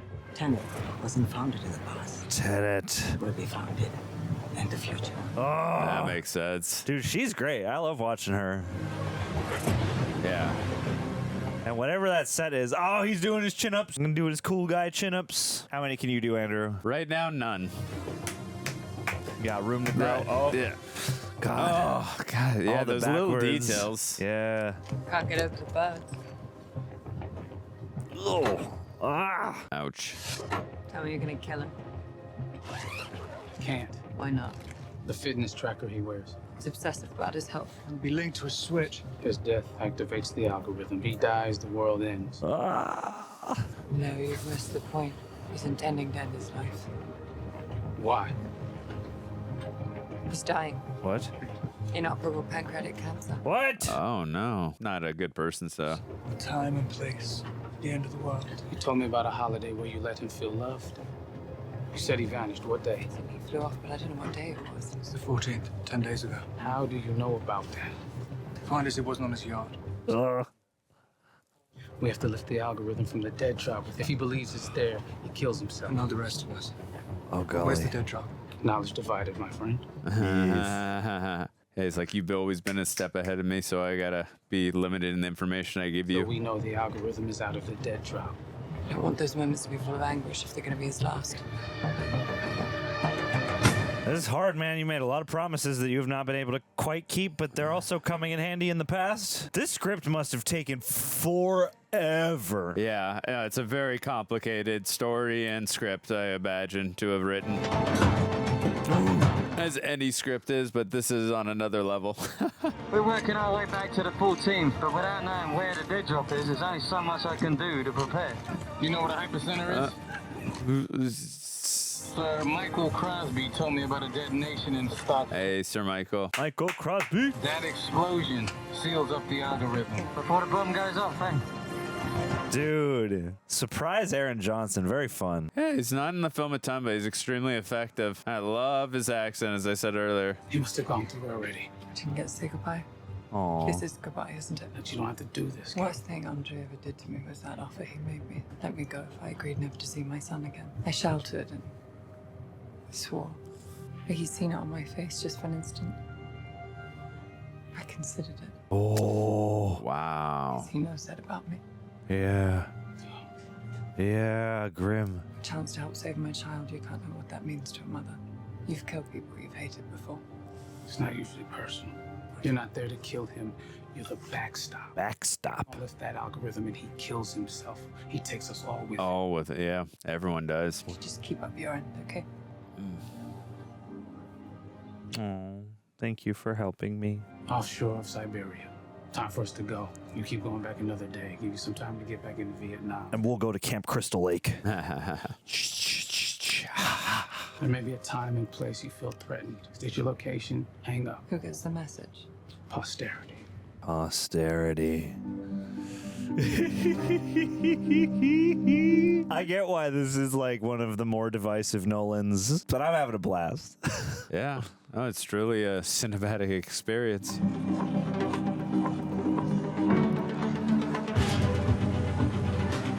Hamish Patel. God, they've been going backwards for like a whole week. It's crazy. 10 days? Hidden from the world is a city where anything can happen. 10 minutes? It most assuredly does. We've been divided into two teams. We're red team moving forward. In order to distinguish the teams, their blue team, led by Commander Huel Ad, are inverted. Why don't they let us see them? Maybe we won't like what happened. 1 hour from now, they had this briefing. A lot less of those in this movie. 1 hour Those, from like, now, they had this briefing. The ridge above the hypercenter is close in time to the detonation as possible. Now we'll have this briefing. And clarification. This briefing has the benefit of their experience. He's doing a Christian Bale. He's like channeling Christian Bale. I could hear that actually a little bit, yeah. I wonder if he intended for Christian Bale to play that part initially. I would love for them to reunite and work again together. Force counts down from 10 from landing to 0 to the explosion. If you are not at the LZ at 0, you are not leaving. Wowie. For blue team evacuation, we make our way into the city proper. There is a turnstile, expected by temporal response. Oh boy. Inverse, conventional, forward antagonist, inverted antagonist, they have it. Oh god. City, ground, rises to the ridge above the hypercenter. Take this tunnel from the city to the floor of the hypercenter. The bomb is in this rock. High above, to trigger a collapse. Jesus. I really placed the bomb up there. We've done. The explosion takes place as planned. Fail to defuse that bomb. While the splinter unit What a line. achieves its task undetected. What? Which is? Need to know and you done.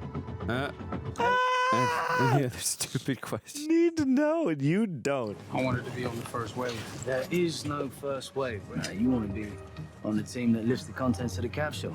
Absolutely. And one who knows the contents of that capsule can never fail. Whoa. Although we manage ourselves. Dude, this is the less known, the better. Yeah. This is a cool ass Aaron Taylor Johnson, man. This is the coolest he's ever been. Diver.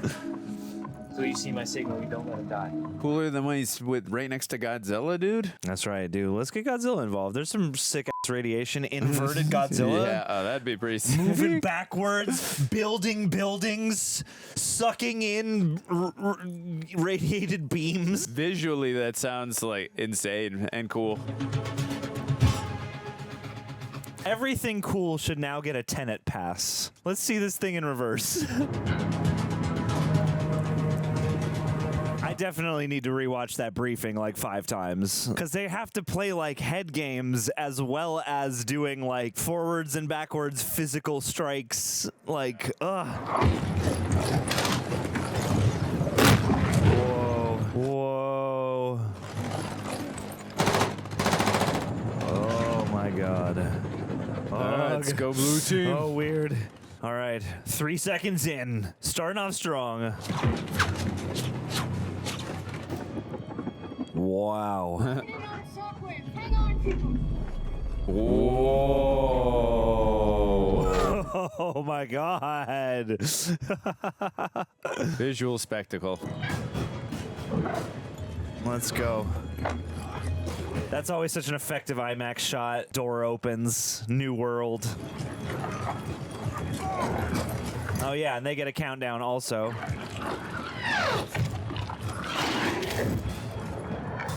God, this is insane.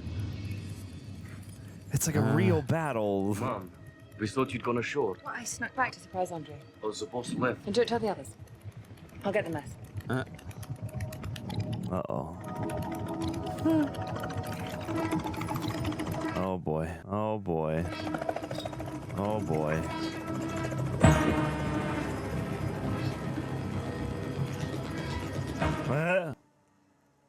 Just gonna rinse down a little. Wow. 1, 2. We've seen a lot of third act finale battles, which I'm assuming this is, that take place in like a brown, dusty wasteland. But even this brown, dusty, you know, like blown out. Wow. like this place has personality still. For sure. And there's so much going on too. Yeah. They told me you'd gone ashore. They told me you'd flown off. I came back to see you next. We need time, just you and me after what happened. I was joking. You think I'm a terrible mother. We both know my opinion of you is higher than yours of me. Aww. Nice to see a scene of him being soft with her, emotional. Something where you could kind of understand how they got together. Yeah. Ugh. It's getting future pangs. He's about to grab it. Whoa. Take him out now! Wow. So we know that guy was gonna hit this spot, so we take him out. Whoa. Ah! This whole battle is like an exercise in like the microseconds of grandfather paradox, no? Once again, the storyboarding for this must have been like mind-blowing. Yeah. Like, how do we do all this? Like, okay, Mr. Nolan, we'll do this. What? How? Whatever you say, dog.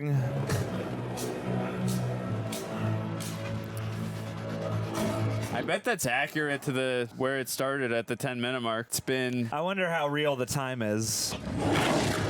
I said...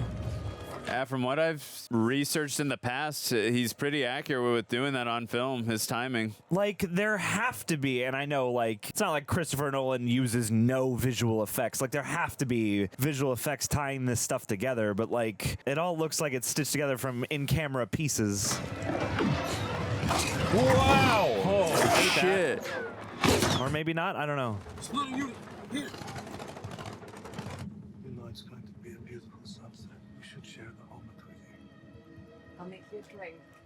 No. Bring my son back to the boat. Oh, no. God damn it. We're running out of time, let's go! It's all for nothing. We need a distraction. Don't worry about that.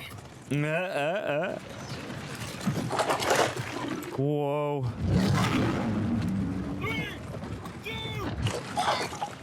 Sinking up right in the middle. What the fuck? Oh, wow. What the ah! From one side to the other. That's insane, dude. That's insane. Oh my goodness. It's a breathless movie. It gives you barely any time to consider things. Yeah, truly. Truly true. That reverse. We're committed now. What's that? I borrowed it from the CIA. What is it? Not with a bank, but a whimper. I don't understand. Uh-oh. When I take this, it's all over. No, it's a coma pill. And Max will be here soon. They said it was you, not Anna, ashore with Max. What? As long as you can tell the difference. A moment's business, madam. No. Oh my god. Road clear! I repeat, road clear! Copy that. Not clear! Not clear. How much time do we have? Oh, that's his buddy. Can't trust it. He's up to no good.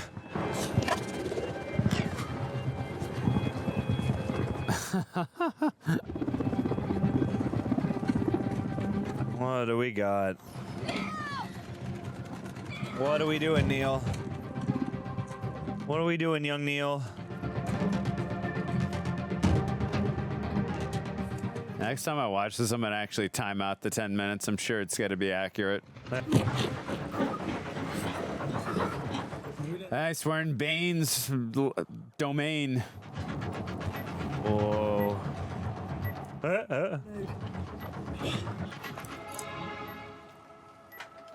Wait a minute. Wait a minute. Can you pick it? Ow!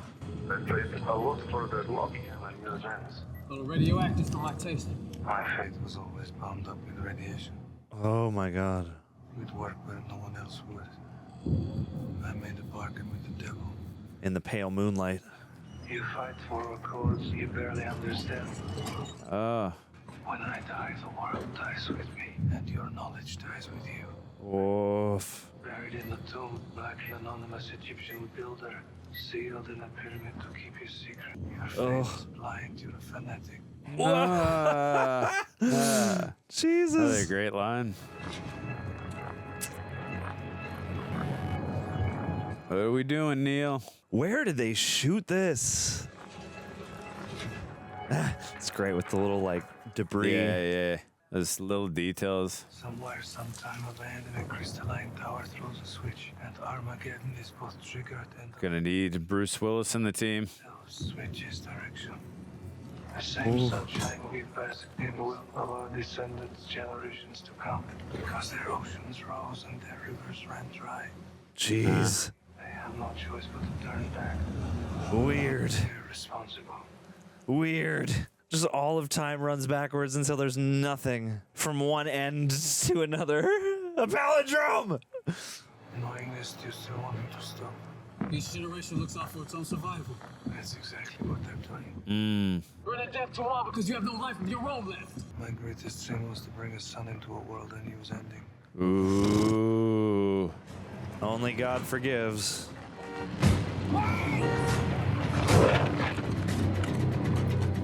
Whoa, Neil. Oh, Neil. This is insane. You don't believe in God, or a future, or anything outside of your own experience. You only believe in yourself. The rest is belief, and I don't have it. Without it, you're not human. You're just a madman. Or a god. Ugh. Like I said. Like I said, madman across the water. Our time is up. Oh my god. How'd you always feel the stakes of this film? Seriously. After you meet her, she dies. I'll just give her my love instead. My love. Book of No. No. No.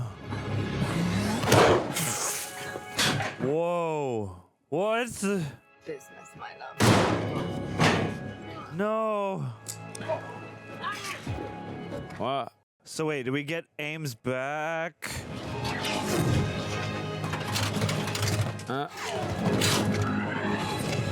Wow, the God, with one going up and one coming out, or going back in and one coming out, crazy. Sounds terribly important. Yes. Oh my God. Aren't you hot? Take a dip in. Oh boy. Oh boy. Turn over. I like it. No. That's good at being devious, though. Oh my God. Ah! Oh, thank God. Thank God. Thank God. Thank God. Oh. Ugh. What a big old spray on there. Let's take it Very easy. hot, Sonny. Yeah, one more look at the kid. I can't let you think you've won. Don't spoil this moment, kid. I'm letting you go to your grave thinking we're coming with you. Tunnel sealed, gates closed. Jeez. Oh. Look in my eyes. Despair. Or anger. Both. I'm the vengeful bitch you scarred on the outside. Oh. Oh, shit.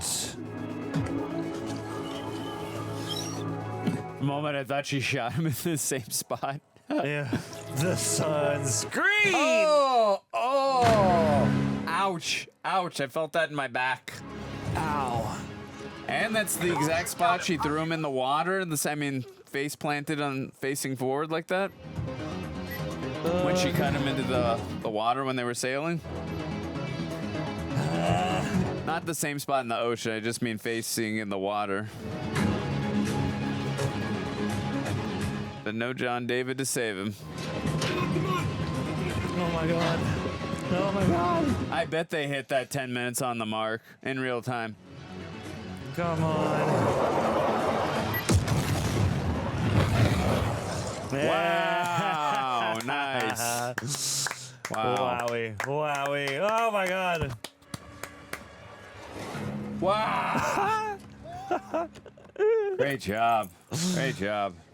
Fantastic, fantastic stunt work again. One for the road. Oh my. Oh. Oh my. Max. Huh? Nice. Oh, did she save her sec? Almost. Free. Envied her freedom, didn't she say that? Yeah, I think you're right. I couldn't let him die thinking you'd run. I knew you'd find a way. Trust, Wait, belief. Wait, the way, we're okay, right? Wait, you did find I like how she was so sure. She's like, wait. Oh, that's fun. Fun movie. Oh my God. Yep. Into. Yep. Gonna be a soggy boy. Nice match cut. Change gears halfway. Look like you needed help here. Here. Weird. How'd you get that locker? Wasn't me. Didn't your team need you? Get him on the next pass. Right. I support my brother. I'll get him on the next pass. What? No. What? No. What are No we one doing? who's seen this leaves the field. We hide it. We end our lives. It's the only way to be sure. Maybe that's every man's decision to make for himself. Mmm. You're not gonna kill us. If I ever find you, I will. You won't look too hard. Yes, I will. You're not going back to London to check on Kat, are you? No, it's far too dangerous. I don't like her. You're really going back in? I'm the only one who could have got that door open in time, right, Ives? I don't know any locksmiths as good as you. Huh? It's me in there again, weaving another pass in the fabric of this mission. Jeez. Fascinating. Weaving another past in the fabric. Oh. What are you, saved man? them. Oh. Just save the world. Can't leave anything to chance. But can we change things if we do it differently? What's happened's happened. Which is an expression of faith in the mechanics of the world. It's not an excuse to do nothing. Fate? Call it what you want. What do you call it? Reality. Now let me go. Now let me go. This is one of the coolest Pattinsons, man. Yeah. Hey, you never did tell me who recruited you, Neil. Haven't you guessed by now? You did. Only not when you thought. It was Christopher Nolan, right? Years ago for me, years from now for you. You've known me for years. I think this is the end of a beautiful friendship. Aw. But for me, it's just the beginning. Oh. You're gonna love it. You'll see. I want to see. This whole operation's a temporal pizza. Whose? Yours. What? You're only halfway there. I'll see you at the beginning, friend. I'll see you at the beginning, friend. What a way to do that. Because he's going to die, right? He's going to die. Or maybe not. Oh. No one cares about the bomb that didn't go off. Only the one that did. I care. Do it before the boy comes out. What? You gave me your word. And I told you then what it would be worth. Yeah. Today. Oh. I know everything. Cannon Place, 3 o'clock, probably nothing. Cannon Place, 3 o'clock, probably nothing. I told you you'd have to start looking differently at the world. Whoa. How to tie up the loose ends. That was never your job. Then whose was it? Mine. Mine. I realized I wasn't working for you. We've both been working for me. Yeah. I'm the protagonist. Try to tie up those loose ends. I am a supporting character. Whoa, Shazbot. There she go. Bummer. I liked her. Yeah, I did too. The danger no one knew was real. That's the bomb with the real power to change the world. Facts.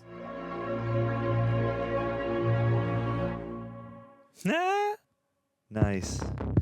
All right, let's watch it again so I can understand. Yeah, all right. Yeah, we'll be going back through this immediately. Frame by frame, scrubbing it. Woo, boy. Oh, my God, guys. We just Hoyt van Hoytema. Yeah, incredible I was job. Say, Nathan Crowley does all the production design on Nolan films. Jennifer LeMay, or Lame could be. Anyway, guys, oh my God. Music, Ludwig Göransson. Love to see it. Visual effects supervisor, Andrew Gordon. No, Yes. Andrew Jackson, president. Took me my whole life to do this movie. I'm still working on it in the Gang. past and in the future. Gang, if you're joining us now, whether you're watching this forward and getting to this point in the video, or you will have been watching it backward and are getting to this point in the video, leave or have left a like on the video if you could. Also, resubscribe or subscribe for the first time, and also. You're right, Fiona Dorff. There you go, Fiona Dorff. Nice call. Love to see it. Clemens Posey as well, holding it down. Fiona Dorff, great in the Chucky stuff. Anyway, guys, the notification bell, ring and unring it. And also, if you want to see every moment of Tenet alongside Andrew and myself, at least every moment of our experience, you can grab your own copy, bring it on over to patreon.com/TheRealRejects, where you can sync up and watch it forwards, backwards, all that good stuff. That's the kind of watch along I want to do. Is you sync up from the end credits and you watch it in reverse. I was just about to say, I'd be fascinated to watch this movie backwards too. Absolutely would be. I'm sure someone's done that, or many people have. There's got to be a lot of like weird, fun ways to watch this. Yeah. But yeah, whoa, Volkov has a crazy name. Anyway, guys, if you want that, that's at the Patreon. Also, you can save yourself a discount on some teas such as these at rejectnationshop.com. And we got a great, community of people who love movies and cinema and telly and all that good stuff. You get to ask us questions that'll help shape the review portion, the discussion after the flick. I think that's all the housekeeping for now. Thank you, to the editing team who for having edited this, for editing this in the future. See, our future is is your past, is your present. This whole experience is a Tenet. Andrew, John.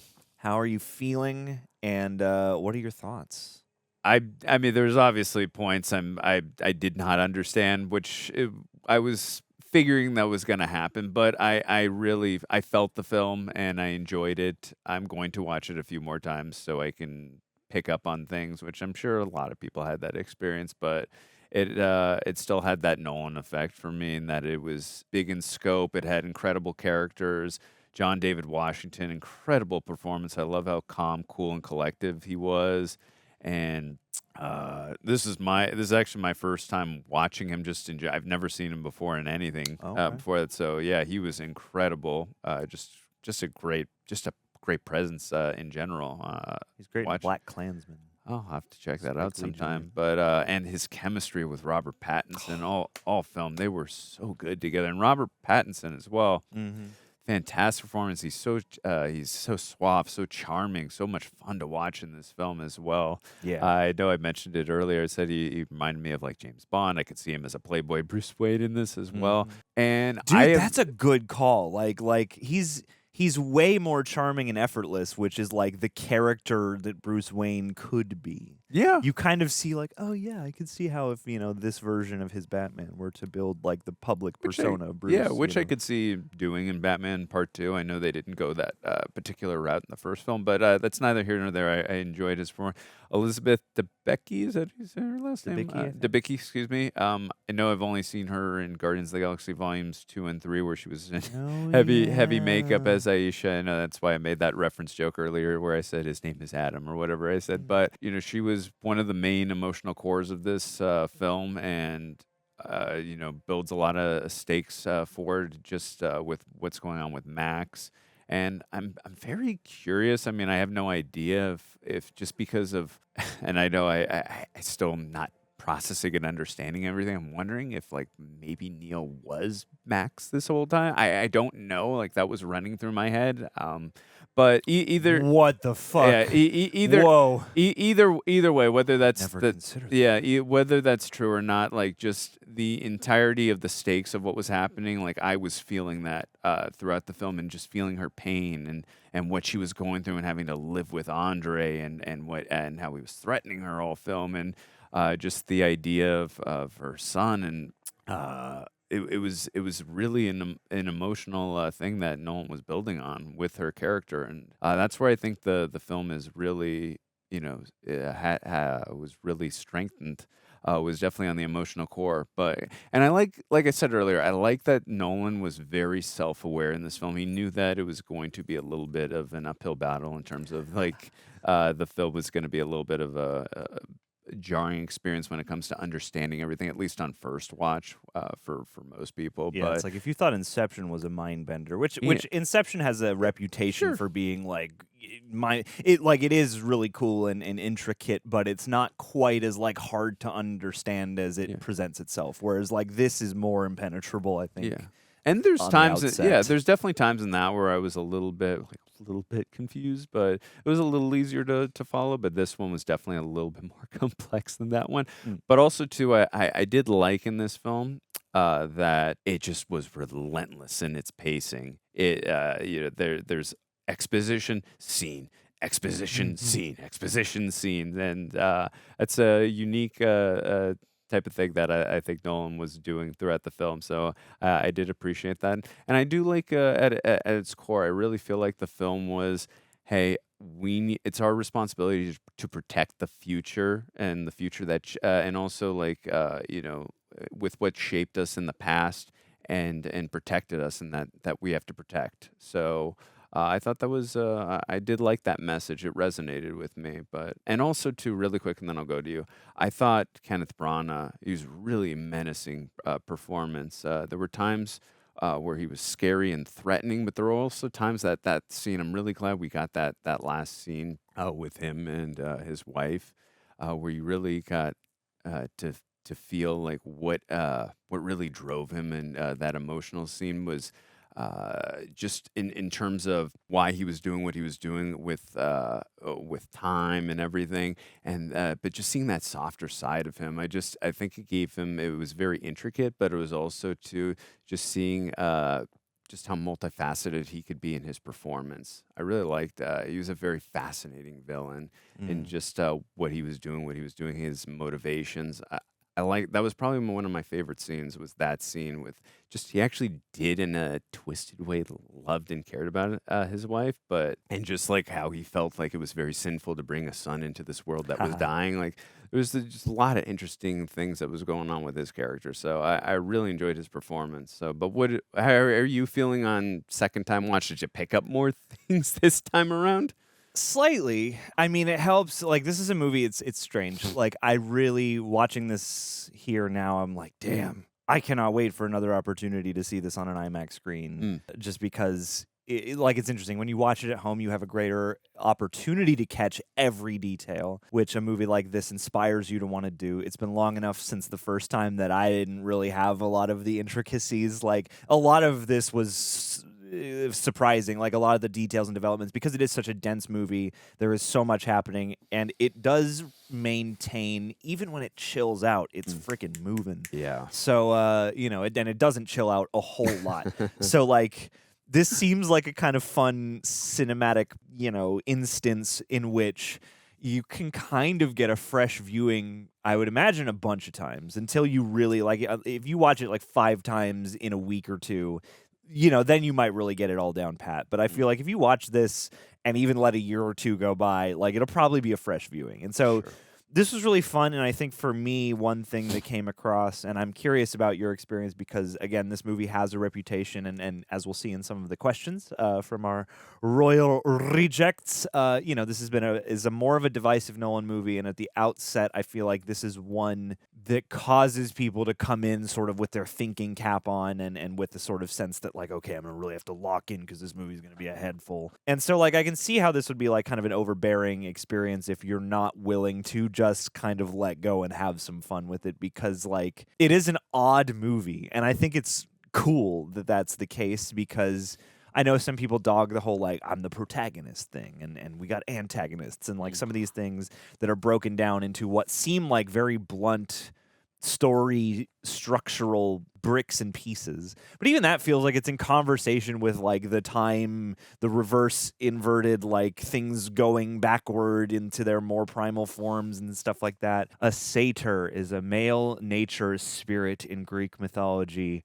known for being a follower of Dionysus, the god of wine. They're typically depicted as half human, half beast, and are renowned for their rowdy, lustful behavior and love for music and dancing. Interesting, because, like, yeah, satyr, like, I figure, like, that would be kind of a loaded name. He's just called, John David Watches is called the protagonist. Neil gets a name. Which is interesting, because Neil is also one of the characters with, like, more personality, he's the funnest character to watch, easily. He's the most colorful presence. I like Aaron Taylor Johnson a lot, too. I thought even though he was doing, a more gruff, stoic guy, he brought a lot of flavor and a lot of, like, subtle humor with that. For me anyway. So, like, yeah, I thought this was really fun, and I came in at least with the idea more ingrained that, like, yeah, just vibe with it, man. Just, like, let it wash over you, catch what you catch. They'll explain this shit 1,000 times, and the whole point is that it's, like, it's kind of hard to understand, and you kind of just have to have faith that the people making it sort of know the answers to these things. But it is really enticing. Like, yeah, that's the kind of note that I was left with this time. I was like, this was so fun, which is not, I think, the reputation this movie has. So, I mean, I really enjoyed getting to share it with you, and I hope that you had fun too. I guess, were you able to have fun with it, or was it more something where you're like, okay, I'm kind of breathless keeping up with?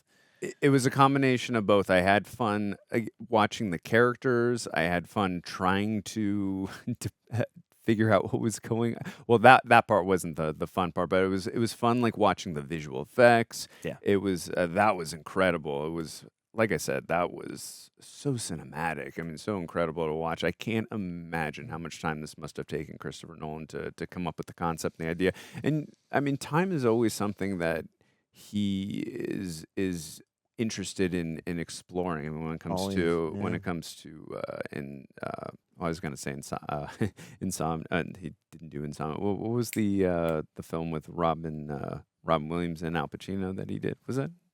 That's Insomniac. Insomniac. Yeah. Yeah, thank you. Insomnia.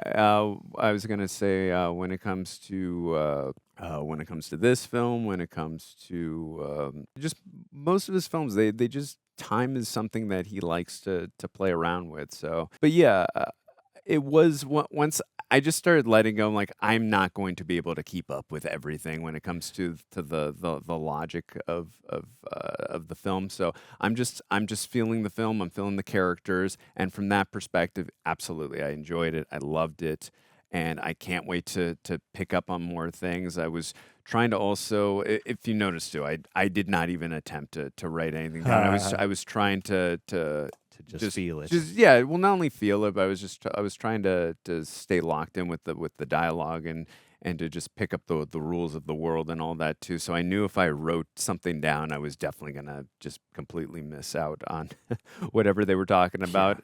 But yeah, no, as I really enjoyed it for sure, and I can't wait to, like I said, I can't wait to watch it a few more times just so I can be watching it again for a first time. But yeah, really incredible. Yeah. This. I mean, like it's one of those where I think even if you don't enjoy it, you have to admire to some extent the Very ingenuity ambitious.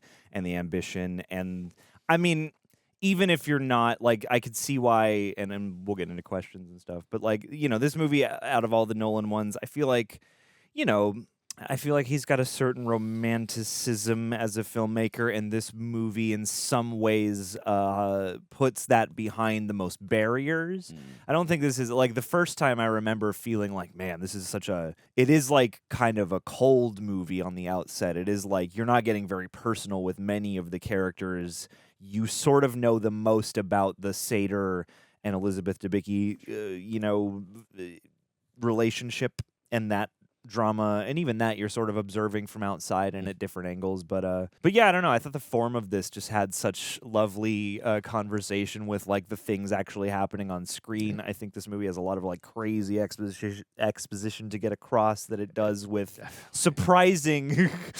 Like I could definitely see why somebody would think this movie like annoying or pretentious because of how blunt it is with some of the exposition, but I kind of, again, if you choose to go with the world and the fact that, like, to me, you're dealing with people who are like of some kind of shadowy organization that is operating like on a plane of reality we literally cannot glimpse. It's like so much bigger than everything. And so it kind of makes sense to me to have a protagonist who is like sort of not quite of this world. Like I like that John David Washington has these moments like you don't again get to know him at all. It's very mysterious. And again, I think you could certainly take issue with that. I think there are ways in which it's okay in a movie like this because of what we're doing and what the sort of whole you kind of just have to trust. and yeah, I think that it's appropriate for a guy who's like discovering I've been working for myself this whole time. That yeah, you maybe don't quite feel like he's just a guy, you gotta have, I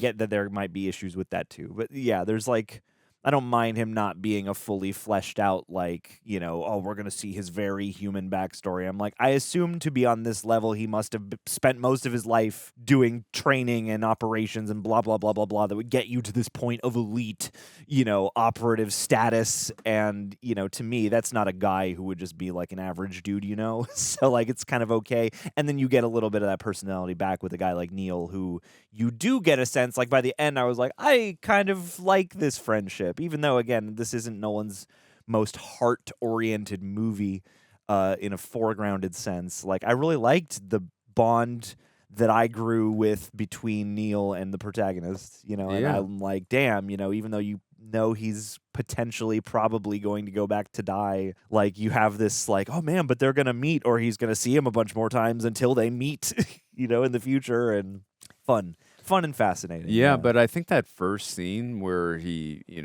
took that that pill, and I think that even though the film didn't fully flesh out his character, I think that film just set up his character and who he is and what he was all about.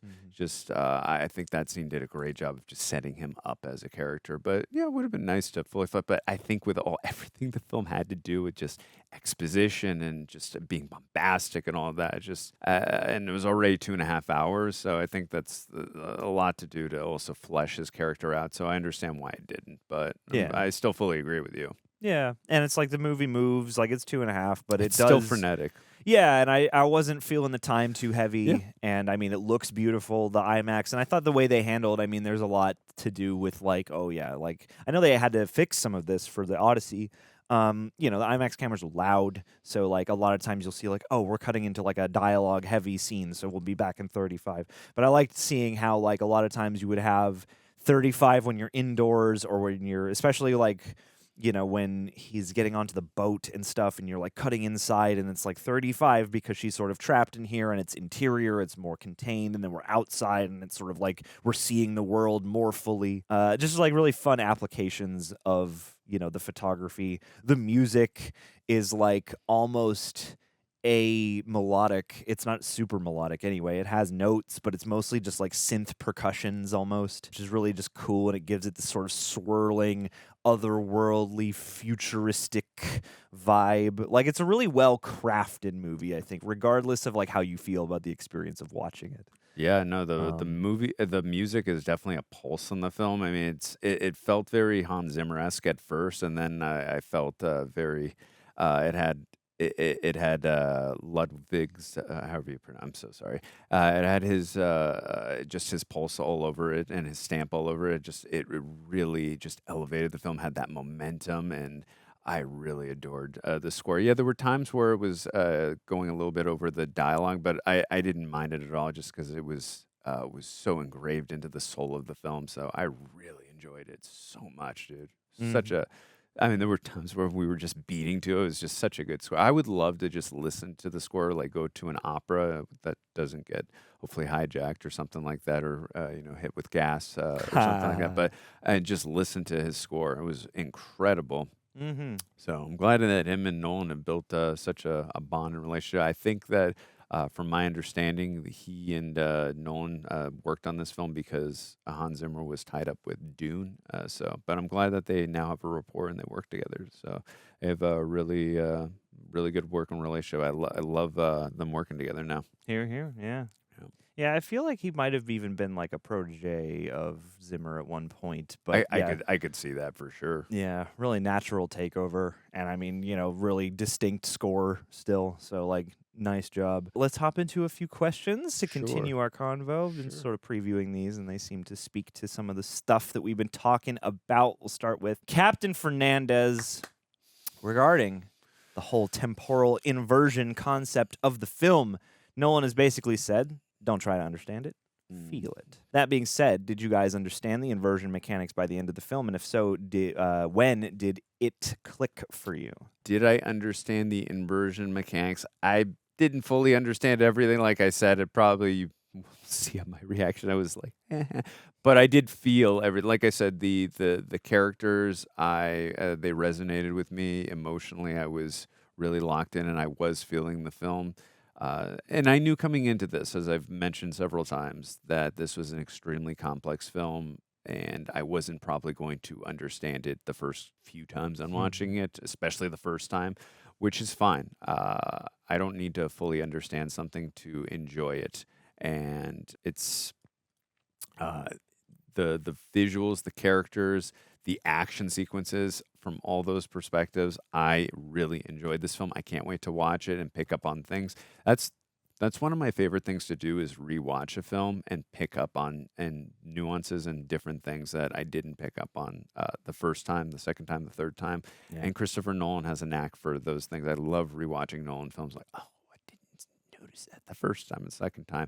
Granted, this is definitely his most complex film that I've seen in his catalog. But I cannot wait to revisit it. But I'm not going to lie and say, yes, I understood everything when it came to how the minutiae worked, when it came to the moving forward and backwards. I did not, so I'm not going to lie about that. But what about you? It's interesting. I mean, I would say that this time, at least, like, again, my recollection wasn't amazing, and it was certainly more just sort of like, I remember certain settings and images and moments from the trailer and stuff like that. So, yeah, I think a lot of it is there. It's definitely going to take me a more sort of like, I'm at home and I can pause and I can move around and sort of check detail. You know, it's like to really iron out the mechanics and to really make it like a homework assignment. You know, I would have to do something like that. But like watching this, I was at least struck with the idea that, like, yeah, if you kind of relax, because I think this movie invites you to sort of come in with attention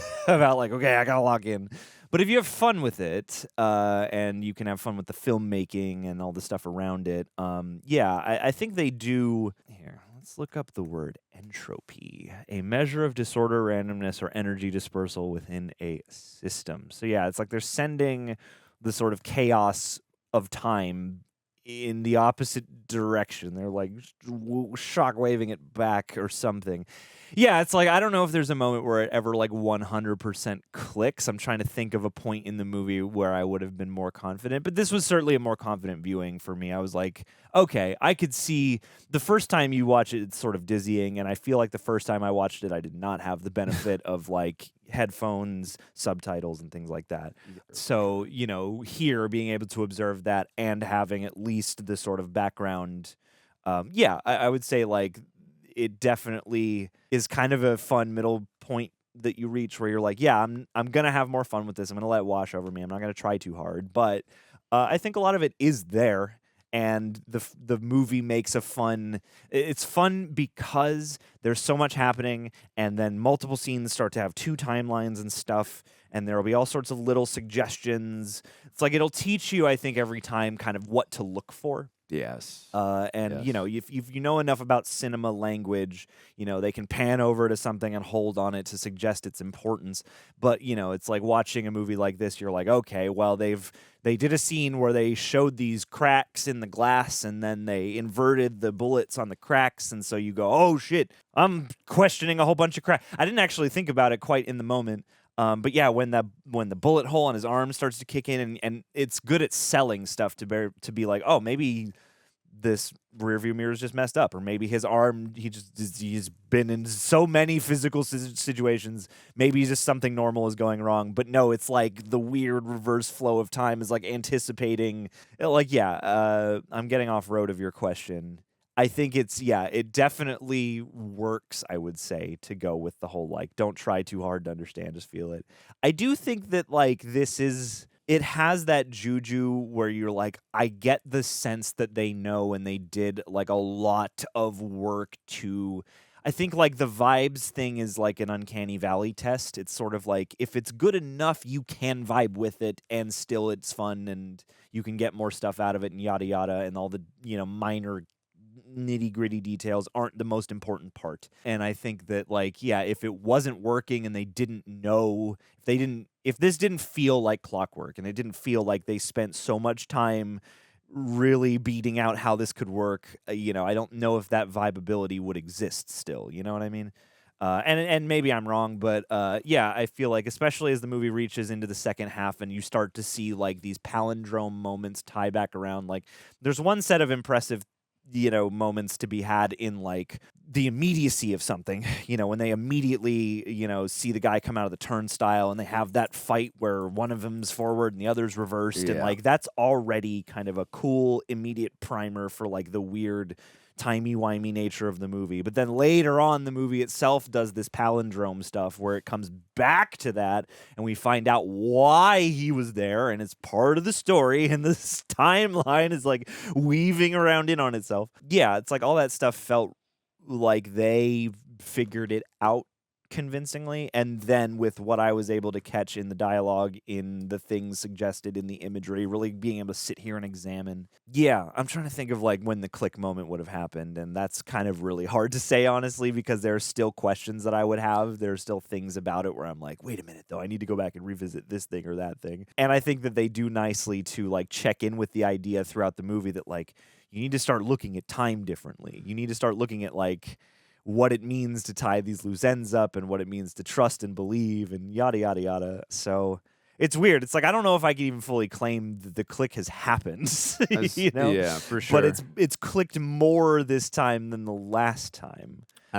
This is totally off subject, but just as we're looking at the frames here, I forgot to say, just in my initial review, one of the most impressive things that I forgot to say too in my review, it was really impressive to watch the actors while they were doing a lot of physical, crazy stuff, still able to do the exposition, like when they're on the sailboat or when they're moving and doing crazy stunts, like still able to do those expositions. Like, I don't know how they were able to do stuff like that. Like, it's hard to do exposition, especially with all this heavy dialogue that they already have to sell. But when you're moving fast on a sailboat like that, or you're moving quick in a car and you're doing crazy stunts, like to be able to sell the exposition and to do that stuff, I was like so impressed with being able to, when it came to John David Washington and Robert Pattinson, just all the actors, Kenneth Branagh, everyone, like it was really impressive to watch. So while I was still, I'm not fully grasping everything, but still, like just watching these actors do all this, like yes, this is very tough right here, acting right here, doing exposition, but in those stunts and in those moments, like impressive. And you can see those, like you can see the expression on John David Washington and Pattinson and all these guys' faces when they're doing these when they're doing these stunts. Like they're like, holy shit, this is freaking terrifying and crazy, but it's fun as well. And then they're also doing their exposition. Like it's impressive to watch. Mm-hmm. And I'm sure, I would almost be certain that they must have done a bunch of like physical body language training to be able to do like some of this stuff really makes you wonder because you have multiple sequences where it appears that things are happening forwards and backwards simultaneously in frame, and some of that I would imagine has to be two shots, you know, stitched together somehow, but some of it has to be also in camera with people moving in reverse fashion, you know, and stuff like that. So yeah, this is one of those movies where like I would absolutely adore a making of, because again, that action sequence towards the end, you know, that whole thing where the top of the tower like blows up, or it blows up, reverses, and then the bottom blows out, and like they managed to do these things in camera where you're like, mind is bent. This is a true mind bender. I saw it, and you just explaining it is just blowing my mind. Yeah, and it's like I had a click moment, I would say, when he first goes to talk to Priya. When we have that scene where he's talking to her husband, and then if she finds out that it's Priya, and she's starting to explain things, and then we go and talk to Clemens Posey, and she gives him like the run through. Like early on, I was like, okay, I'm getting this. And as they explain more and more about like the motivation of the future and what's happening, but then you get to the ending, you know, battle scene, you know, for, you know, this future war, and then I'm like, wait a minute, did I click? Because now I'm sort of like, wait a minute, like I need to watch that whole scene where Aaron Johnson and Fiona Dourif are like breaking down the plan, like that whole thing I need to watch again already, because I'm like, this is so dizzying. We had this conversation, or they're having a briefing about an hour ago. That dialogue there. And to that end, I think this is a movie where like the clickability is a tricky thing, and you have to always, I think, want to be invested in all the different things happening, from the performances to the camera to the mechanics of the MacGuffins and the gimmicks of the movie. Because I can understand how this would lose you, and then you just be like, "There's just a bunch of shit going on, and I don't know what," you know. But yeah, let's move on to Malik Curry. Okay. How do you guys feel about the reveal twist at the end? How do you feel, Andrew? When it comes to reveals and twists at the end excuse me, just when it comes to reveals and twists at the end of films in general, my whole thing is, does it fit in scope with what the movie was trying to be, and is it just trying to be a reveal just to be a reveal? And I thought that this one was really good with Neil, and just how he's just constantly in a loop and saving that. I liked all that. But I actually, one of my favorite parts, just really quickly getting off to another thing, I loved the twist and reveal when we got that moment where they were at the airport, it was at the airport, right? And we saw that John David Washington, or we saw that Neil took off the mask of one of the SWAT guys that was working, we thought for Andrei, and Neil was looking at him, and we're like, wait, who is that? He clearly knows who that is, and like something's going on. And I thought maybe something was nefarious with Neil, and then that whole thing came back. I thought that was one of my favorite reveals and twists, honestly, when it came to the entire film. So I would say that was my favorite reveal and twist in the entire film was, oh shit, this was freaking the protagonist. It was John David Washington, and then we got the bullet, through his arm, and then that, and then he's like, oh, I haven't lived this moment hasn't happened yet. So, but I got to trust this. Okay, let you go. Yeah. That was honestly my favorite reveal and twist. Yeah. But I still love the one at the end. That was great. That were And all then- working for the- me. Yeah, Yeah. yes. No, that was very good. But that was my favorite reveal and twist, just because I knew something was going on. I didn't know what was happening or who it was. But then but I knew something was going to be revealed at some point. But that was my favorite one because I was on edge. Mm-hmm. I mean, it's a very exhilarating reveal. Yeah, like when you start to piece that together, and you're Yeah. like, "Oh, it's us," because you can kind of gather. I think one thing that this movie will give you in tighter rewatches, if you rewatch it when you have a good recollection of the last time you watched it, you'll start to see like, "Oh, so they gotta go here," like, and that'll explain what happened before. But it's so good at using the reverse side. Like again, they must have shot everything in each location on those days, obviously because of scheduling, but also just to keep everything in order. I think the twist reveal at the very end is pretty cool. I mean, the idea that it just fits the movie. It's like the protagonist. He's the protagonist. He's coming into this operation on one end. He's creating the entire operation and sending it back in time to himself on the other end. I think that's really fun and cool. But I do agree that, like, in terms of actual, like, exhilaration, it's so many little reveals throughout of, wait, that was actually you? Yes. Oh, my God, wait, that guy was actually you? Neil's been here the whole time? Yeah. Like, we got to that thing at the end, and I'm, again, like, I like the sort of question mark of, like, Neil's pretty much suggesting, like, yeah, I'm probably going to die. Like, he's the way you're acting, is whatever. I got to trust. I got to have faith. Like, he's so effortless. But, there's that little tiny glimmer of, like, well, maybe it'll go slightly different this time. Who knows? Also shows the contrast between Neil and Kenneth Branagh as well. Yeah, absolutely. Because, like, you have two guys who are very much, like, in the moment of the movie, even though, I mean, Kenneth Branagh is receiving vibes from the future and all that sort of stuff. Like, they do make for, like, the emotional poles. It's like Elizabeth Debicki is great, and she's in a tough situation, but, like, she and the protagonist are both on the more stoic end. And even though Sator is very much... he's also like a kind of reserved. He doesn't like go over the top. He's still like intense in a different way, and he's still like simmering. And Neil is like a fun counter to that because he's just so like kind of chill and bemused and just sort of like a man outside of time in a different way. He's almost got like a Doctor Who-ish energy and a very not to draw like a one-to-one at all, but he's just got this sort of like plucky, sort of like bemused vibe that I think is really fun. And I loved actually, again, for a movie that I think gets dogged for not being very personal or very character driven in terms of like learning about the characters. I like that, like, the further in we get, and by the end I'm like, aw, I kind of want to. He says that thing about like, oh, we'll have more adventures together, and I'm like, I kind of want to see you guys have more adventures together. Yeah. You guys are really fun together. No, it's something I talked about I agree with you. It was something I talked about in our initial review of the film. Their chemistry was just off the charts. They're so good together. I love their interactions. And I enjoyed the interactions between the protagonist and Sator.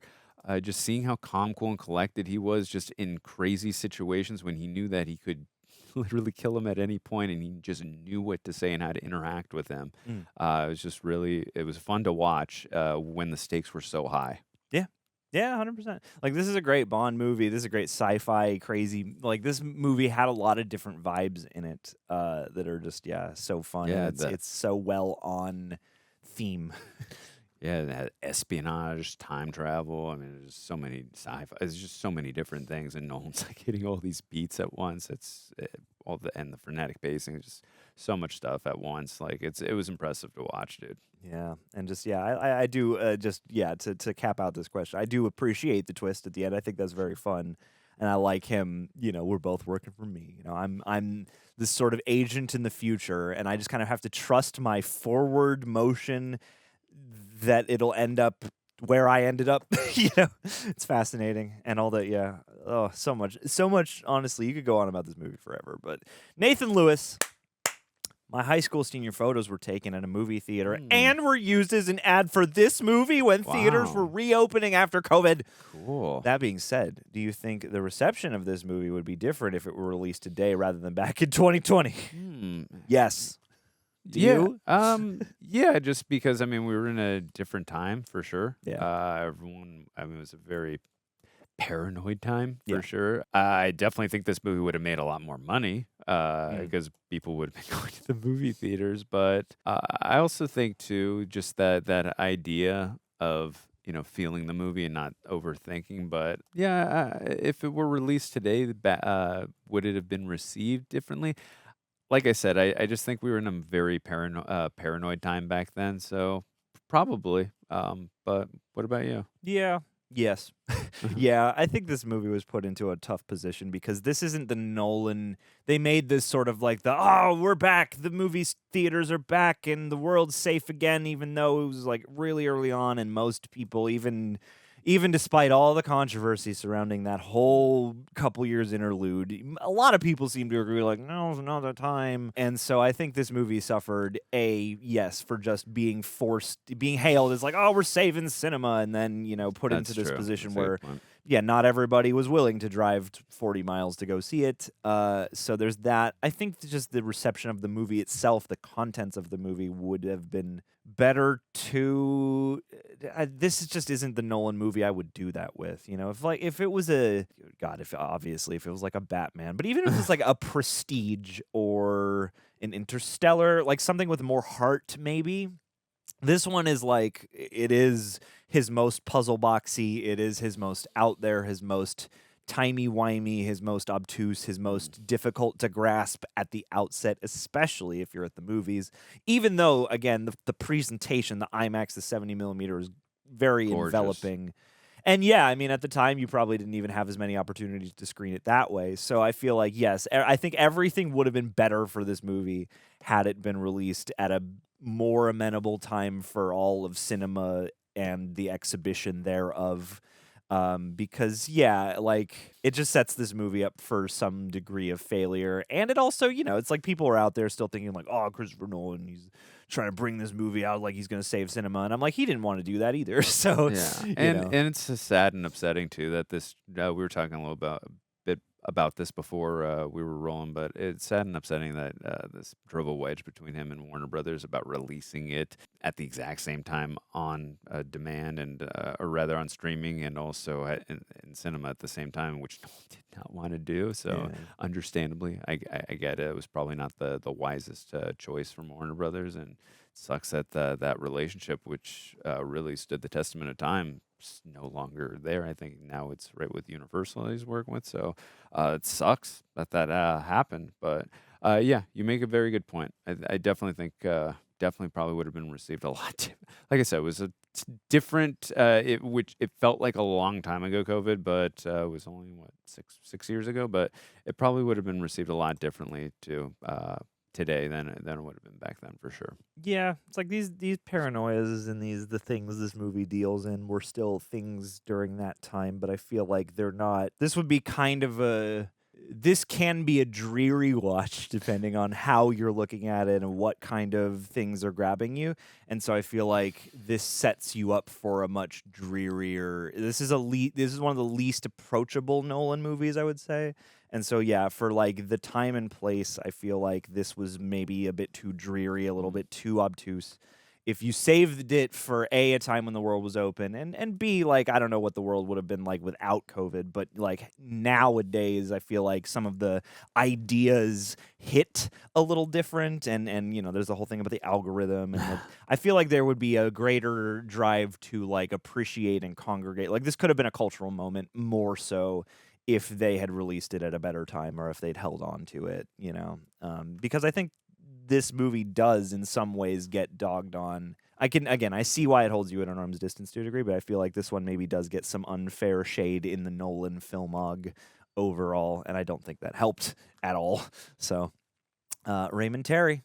Tenet has grown to be known as Nolan's vibes movie in his filmography. It's my most revisited, partly due to that and the rewatchability of understanding the forward and backward timeline concept. Here. To that point, were you aware of the Rotas Sator Square before watching this movie? I truly was not. I We're was Googling. We're going to Google. Well, I didn't notice the square, but when we were at the vault, I saw. I said in reverse. Rotas is Sator. I said Rotas, and then you said Sator. Oh no, I said Sator, didn't I? Oh. And then you said Sator. Good eye. Because they'd been saying Sator, yeah. So then I said Rotas, and then you said Sator. And No, it's Sator. Yeah. Just because Tenet is spelled backwards, so I didn't know square, but I was just reading from the vault. The Rotas Square, also known as the Sator Square, is an ancient 5x5 Latin word puzzle. It features 5 5-letter words that form a perfect palindrome. Sator, Arepo, Tenet, opera, and Rotas. Wow. It can be read horizontally and vertically in all 4 directions. That's wild. Wow! Whoa. What? Look at the middle, too. Whoa. Crazy work. That's wild. That's so fucking cool. That's wild. A great. Oh my God, what a great. Now to watch it again, yeah. It complements the whole thing. Like, this is what's so fun about this to me is like these are all features that complement the thing, because like if you look at this kind of feels like what the script set out to be. These like intersections that run forwards and backwards, these palindromes through time, and direct confirmation too, because again, Arepo, Sator, Tenet, the opera, Rotas, oh my God, thank you for enlightening us here. And that's what I'm saying, like on rewatch, like these are the things I'm looking forward to seeing again on top of the understanding of the exposition, or as much of the exposition as I can. But that was the only thing of the Rotas that I noticed when reading it backwards was in the vault that they went to in the at the airport for the paintings. That was the only thing I noticed this first viewing. Crazy work. But yeah, That's that is so that cool. is insane. That's what a detail by Nolan. Like I may have come across it. I took Latin in high school, so like I may have come across this at some point or in a social studies, but like definitely didn't have it in my random access memory, and that is super duper cool. And to your point, like I would 100% agree with you. This having been grown to be his vibes movie. Patrick H. Willems did a whole video about this too, and I get why this would be a movie that is like, to me, I'm seeing that like this is one of the more highly revisitable Nolans because of how, again, I feel like this movie, and my experience has been that this has picked up fun value. Like, this was way more fun than I think anybody expects to have with this movie. People, I think, view this as an exercise and a homework assignment, whereas I had like a blast. So yeah, I think the fun is if you're willing to, again, get on board with all these world-class actors and talents, and then have fun, catching as much as you can and just vibing with the experience. Like it's a very alive back and forth between the artist and the viewer. Yeah, I'm pretty easy to please, but also if I wouldn't have come into it knowing it's so complex and you're just not gonna fully understand everything the first time around, and just like I said, feel it more than understand it the first time around. But like I said, I can't wait to watch this a few more times. I'm really looking forward to it, so I can understand that notion of it's one of his most revisited films. Yeah. So I get that. All right, we're gonna combine a few for this next one. So let's start out with Chase Schleich. Chase, the one Nolan movie I just have zero interest in watching. Never seen it, never wanted to see it, no idea why. Just didn't look any good, which is weird to say about a Nolan movie. Then Dewey, as well, says, this might be a controversial opinion, but this is at the bottom of my Nolan rankings. It just felt very clunky and too confusing. Might just be me, though. What do you guys think? And finally, Mikoi Ona If someone told you they didn't enjoy Tenet, what's one aspect of the movie you would encourage them to appreciate on rewatch? Just really quickly, when it comes to films in general, I say there is no wrong opinion on if you do like it or if you didn't like it. All films are subjective. It's how did you connect with the film? How did you connect with the characters? Did they resonate with you? Did you like the storyline? So there is no right or wrong, or excuse me, there is no wrong answer when it comes to that. If the film didn't hit for you or didn't vibe with you, I will never, even if I love a film, I will never feel disrespected or will never hate on anyone for that. That's a very fair opinion to have on anything when it comes to film and when it comes to anything that is of art. So that is fair to say. And even if you're not interested in it, totally cool.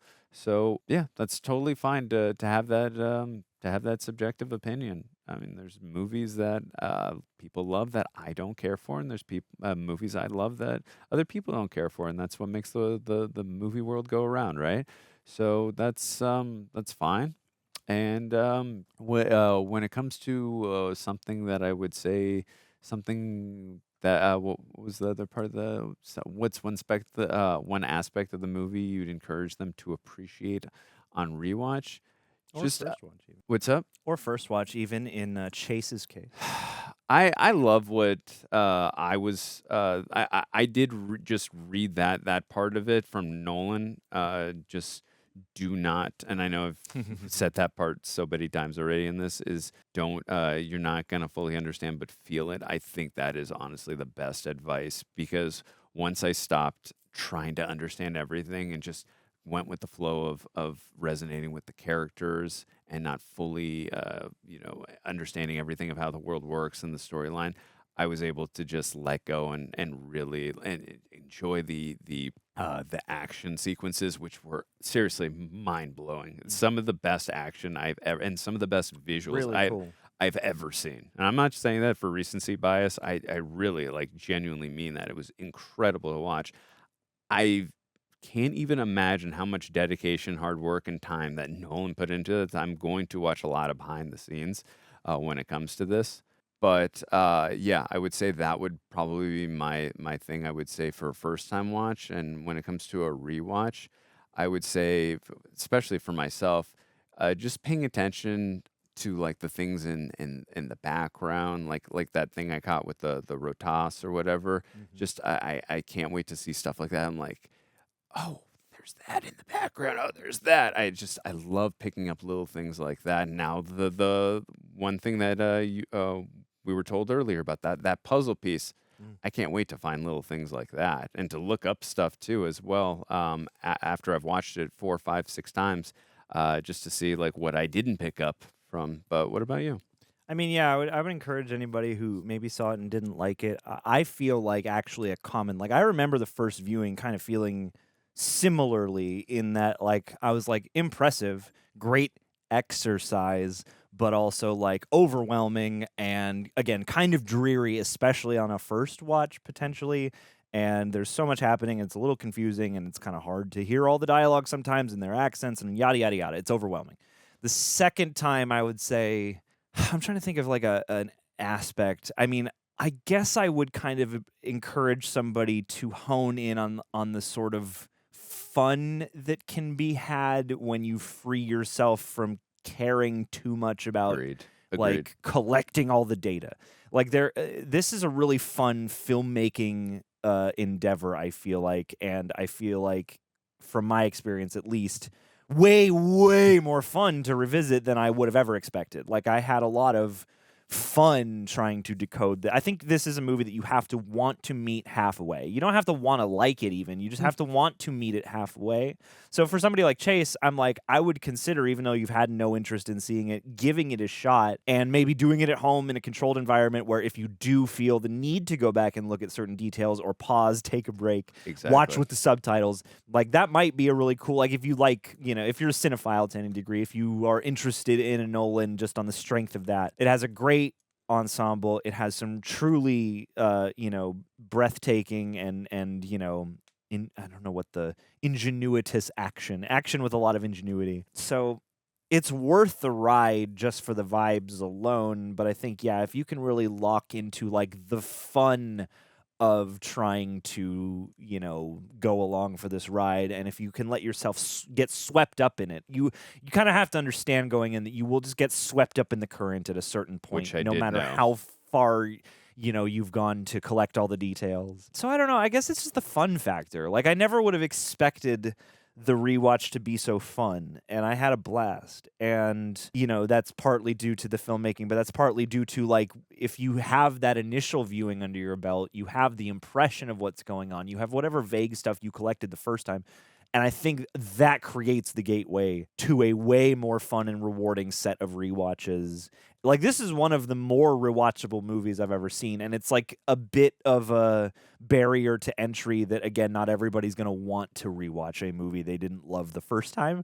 You got to kind of want to go there. But I do think that this is, like, of all the movies out there, I would say this is definitely one that will reward you, and that I would argue you would probably like more, appreciate more, have more fun with on a second viewing. And I don't know what one aspect even to attribute that to. That's a great point. There's been films in the past that I didn't like initially, but the second or third time I watched, I was like, I've grown a fond appreciation for this film. Like Dark Knight Rises, I didn't love it the first time, and but the more times I've watched it, I've grown a lot more of an appreciation for that film. Totally. Even Harry Potter and the Goblet of Fire, I wasn't crazy about it the first time I watched it. It's probably still on the lower tier of Harry Potter's, but I appreciate it a lot more the more times I've watched and picked up on things. So Sure. those are just two examples, but I wouldn't say films that I that really weren't for me. I haven't watched 2, 3, or 4 times, but I do like going back to films that I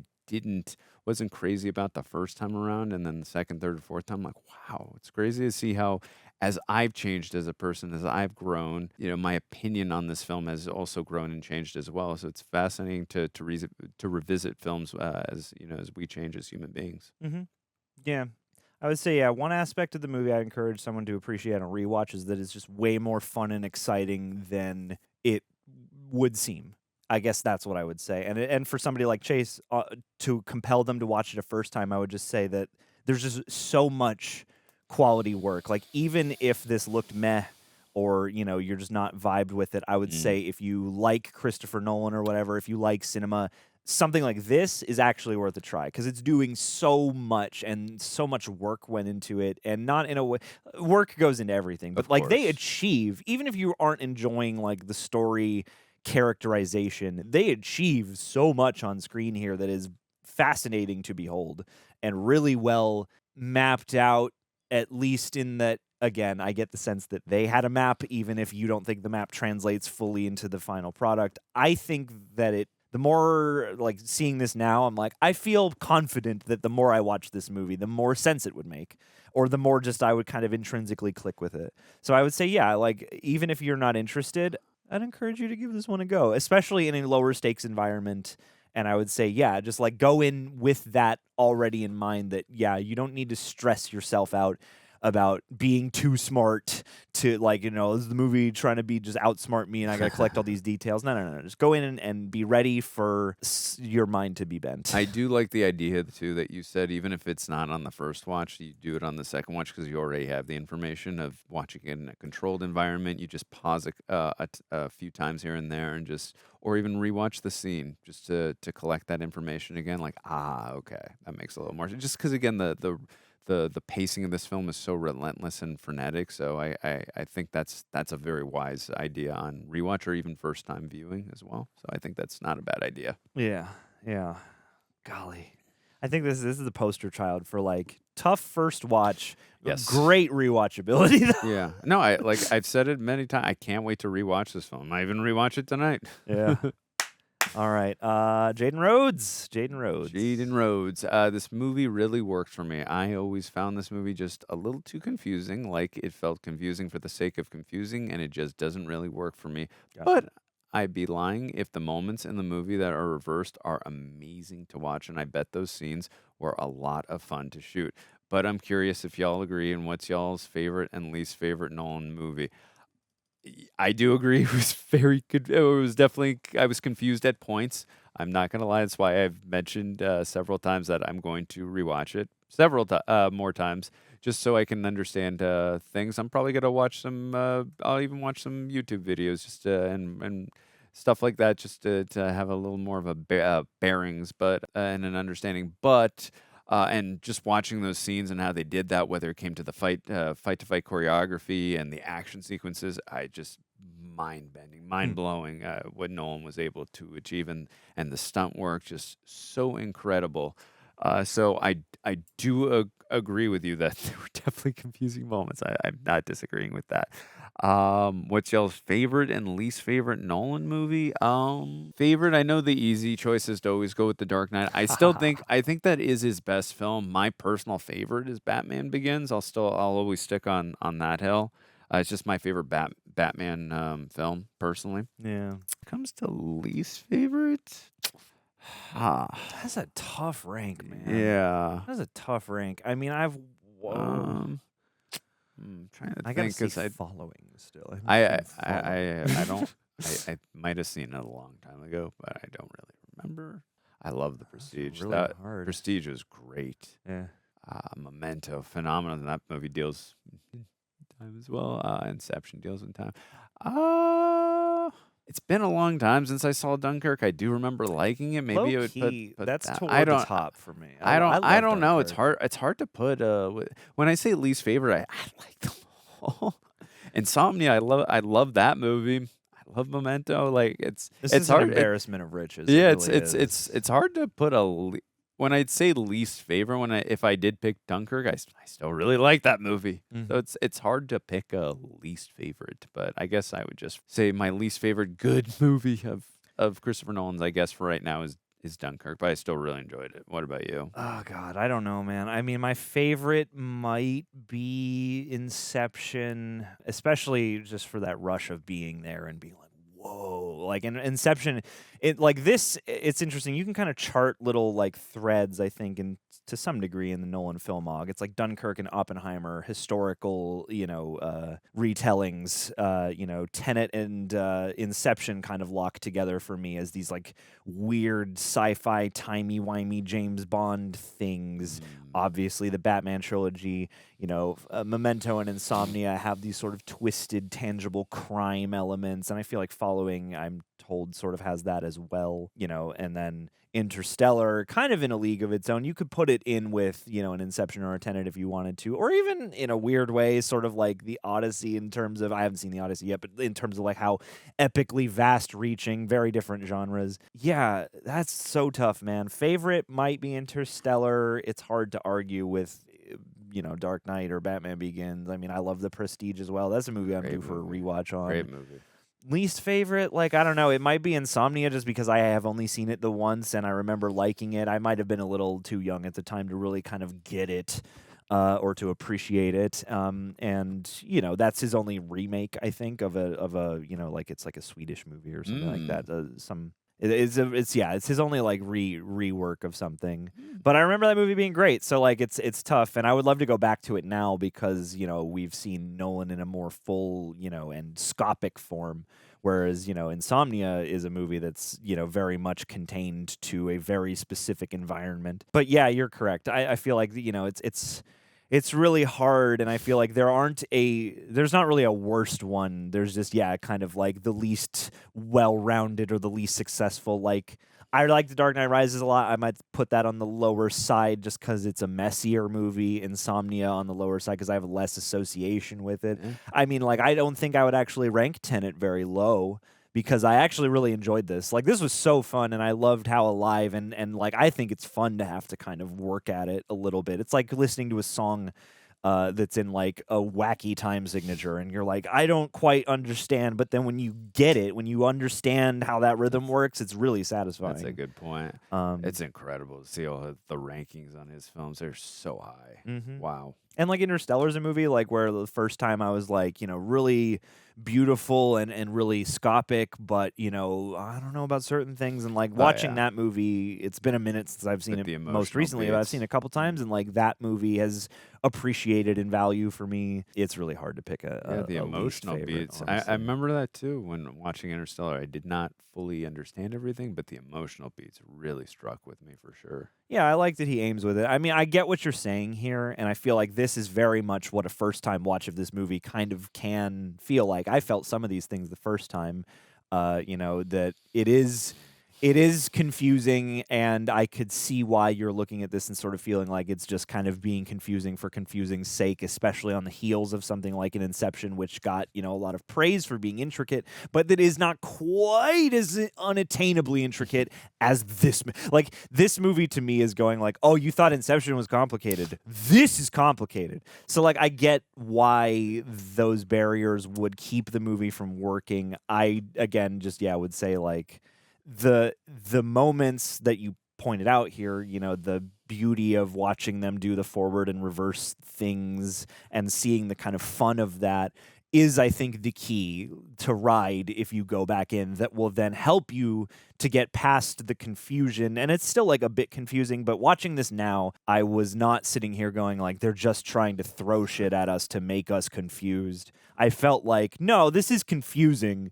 And even sort of, I can imagine the fun in the writer's room of being like, do we have this quite right? And I feel like they do. That's just me on this watch feeling like they do. No one's like, no, this is going to be Inception on steroids. But that's why I was also like, I got to imagine the storyboarding must have been so ambitious, so elaborate. That's why I can't wait to watch a lot of behind the scenes stuff from this. Like, I can't even imagine the scope of how all that worked. It's so crazy. Yeah. But I appreciate it too. Even if I wasn't even a fan of this movie, I appreciate the hard work and dedication that went into this. And I can say that about any film that doesn't jive for me or that isn't for me. I always appreciate the hard work and dedication that goes into filmmaking. Well, and for a film like this too, there is so much. Even if, again, what they're trying to do and how they're articulating it through character isn't necessarily working for you, it's almost impossible not to acknowledge like so much expert craftsmanship went into this. And at least on this viewing, I would encourage you to I would argue from my perspective that this is not confusing for the sake of being confusing, even though it very much can present that way. So I think that, if you can get past that notion, it may reward you if you want to go in again. We got one more from Jay Rushton. What up, Jay? Question: why is this movie called Tenet? Because David Tennant is not in the movie. I agree. It's false. Missed opportunity. I mean, I am now going to sue Christopher Nolan for false advertising. I did not see David Tennant anywhere presented in this film. He legally changed his name from David Tennant to David Tenet. Yes. Wasn't there someone who I can't remember which movie? He would have to change his name to Davad Tenet, so that both of his names are a palindrome. I forgot. Wasn't there someone who actually sued a studio for? I forgot what the reason was. Maybe you remember, or you guys will remind me in the comments. Someone sued a movie studio for an actress was going to be in a movie, and then they showed her in the advertising. She was like barely in the movie. Like, I spent my money on. I forgot which movie that was. Do you remember that story or no? I know stories like this, but I cannot pull what specific you're pulling from. I can't remember that, but now it's gonna. I'll look it up when we're done. But you guys remind me in the comment section. But now I'm gonna have to pull that on Christopher Nolan. There was no David Tennant anywhere. Yes, just a couple. Some fun trivia. Couple fun facts before we go out here. It would have been cool to see David Tennant. I would like to see David Tennant in a Christopher Nolan movie at some point. Has he done a Nolan? He doesn't. I don't think he has. But you read that while I'm looking this up. And Matt Smith, get him in there too. The production team purchased and then crashed a real 747 airplane into a hangar. Yes, I remember hearing some about this. I couldn't remember fully. The stunt was all practical effects with no visual effects or CGI. CGI director Sir Christopher Nolan had originally planned to use miniatures and set-piece builds. However, while scouting for locations in Victorville, California, the team discovered a massive array of old planes, and it became apparent that it would actually be more efficient to buy a real plane of the real size. That's what I'm saying, and perform the sequence for real. I appreciate that dedication and hard work. What a scene. Yeah. Oh, yeah. And it's simple. It felt but it felt real. It felt practical. That's why I said this. But I know Nolan does not rely on CGI, and he doesn't like to go to CGI. But as we were watching, I'm like, this feels so damn real. Yeah.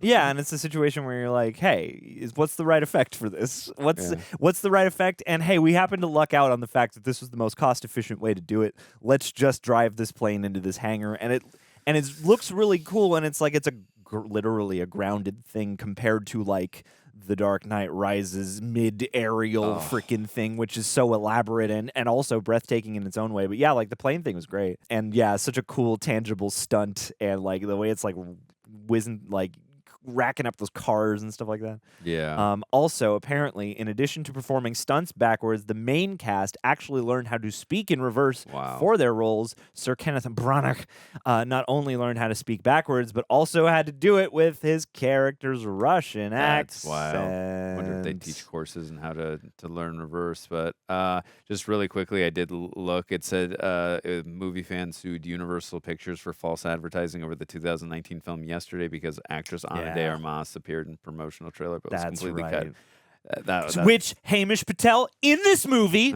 star of Yesterday, brought it back around.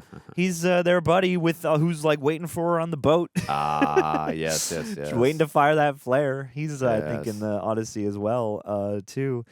Golly, gang, this was quite. It was amazing. Yeah, this was what an experience.